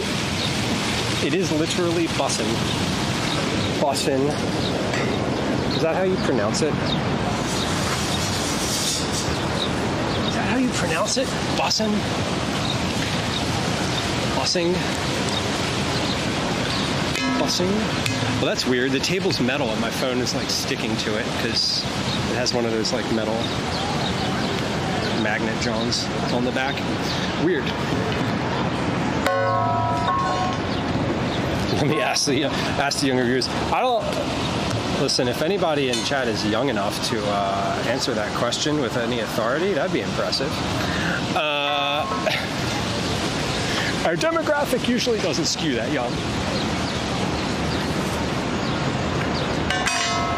We made it. We made it. We walked. Where did we walk? We started at 30th Street Station, so the main train station in the city.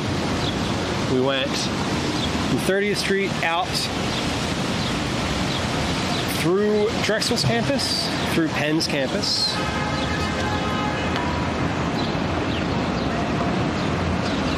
Baltimore Avenue, out Baltimore Avenue.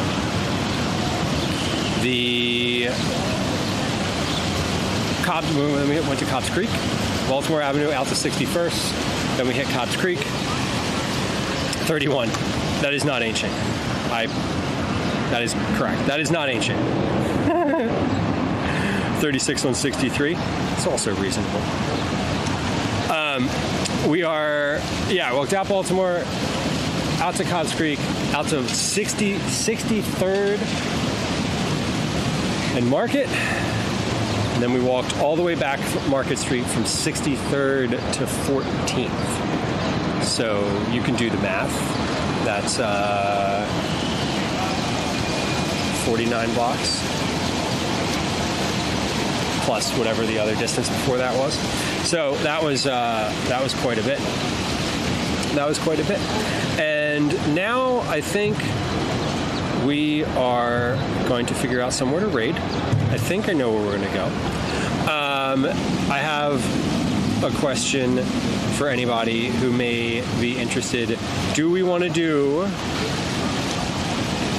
raid into a music stream? Do we want to raid into a IRL stream? a real streetwalker. I mean, I will definitely agree with that. I walk all the time. Master Splits. You know what I love, Master Splits, is that while I don't care or follow football at all, by virtue of living in the city of Philadelphia, I know what that means. And that's my favorite. Twinrellas is IRL. Okay, I know where we're going. We've encountered. Let me make sure that he's live. Is live. Stream preview. Okay, yeah, is live. Good. We're going to raid Ashik, Aashik. You Call Me Ashik is his name on Twitch and on Kit. He's on both. I'm sure you'd appreciate a follow everywhere, and including YouTube. We're gonna raid over there. I actually don't know. Let me look before we go. Let me actually look at my calendar and see if I have the next stream on the calendar already. I do. The next stream is going to be Tuesday, June 3rd. So we're back on our Tuesday schedule next week. Will be Tuesday, I believe, Tuesday and Thursday next week. Next week's Thursday stream is going to be similar to today. It's going to be a walk around at IRL. Next Tuesday we will be in the kitchen. So Tuesdays and Thursday next week are the next ones. We're about to raid. We're going to go visit Ashik. Ashik is doing a in the cup holder stream. So he's usually at the liquor store. He's not at the liquor store today. I'm not really sure where he is. I can't tell. It looks really nice and sunny though. We're gonna go there. And thanks for hanging out and walking with me today, y'all. This was really nice.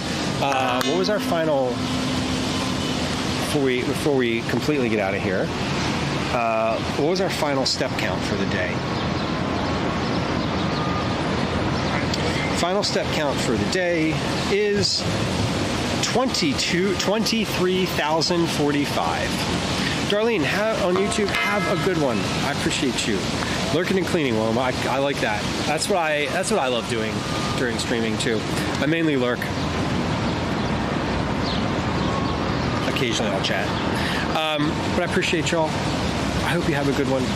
A good weekend.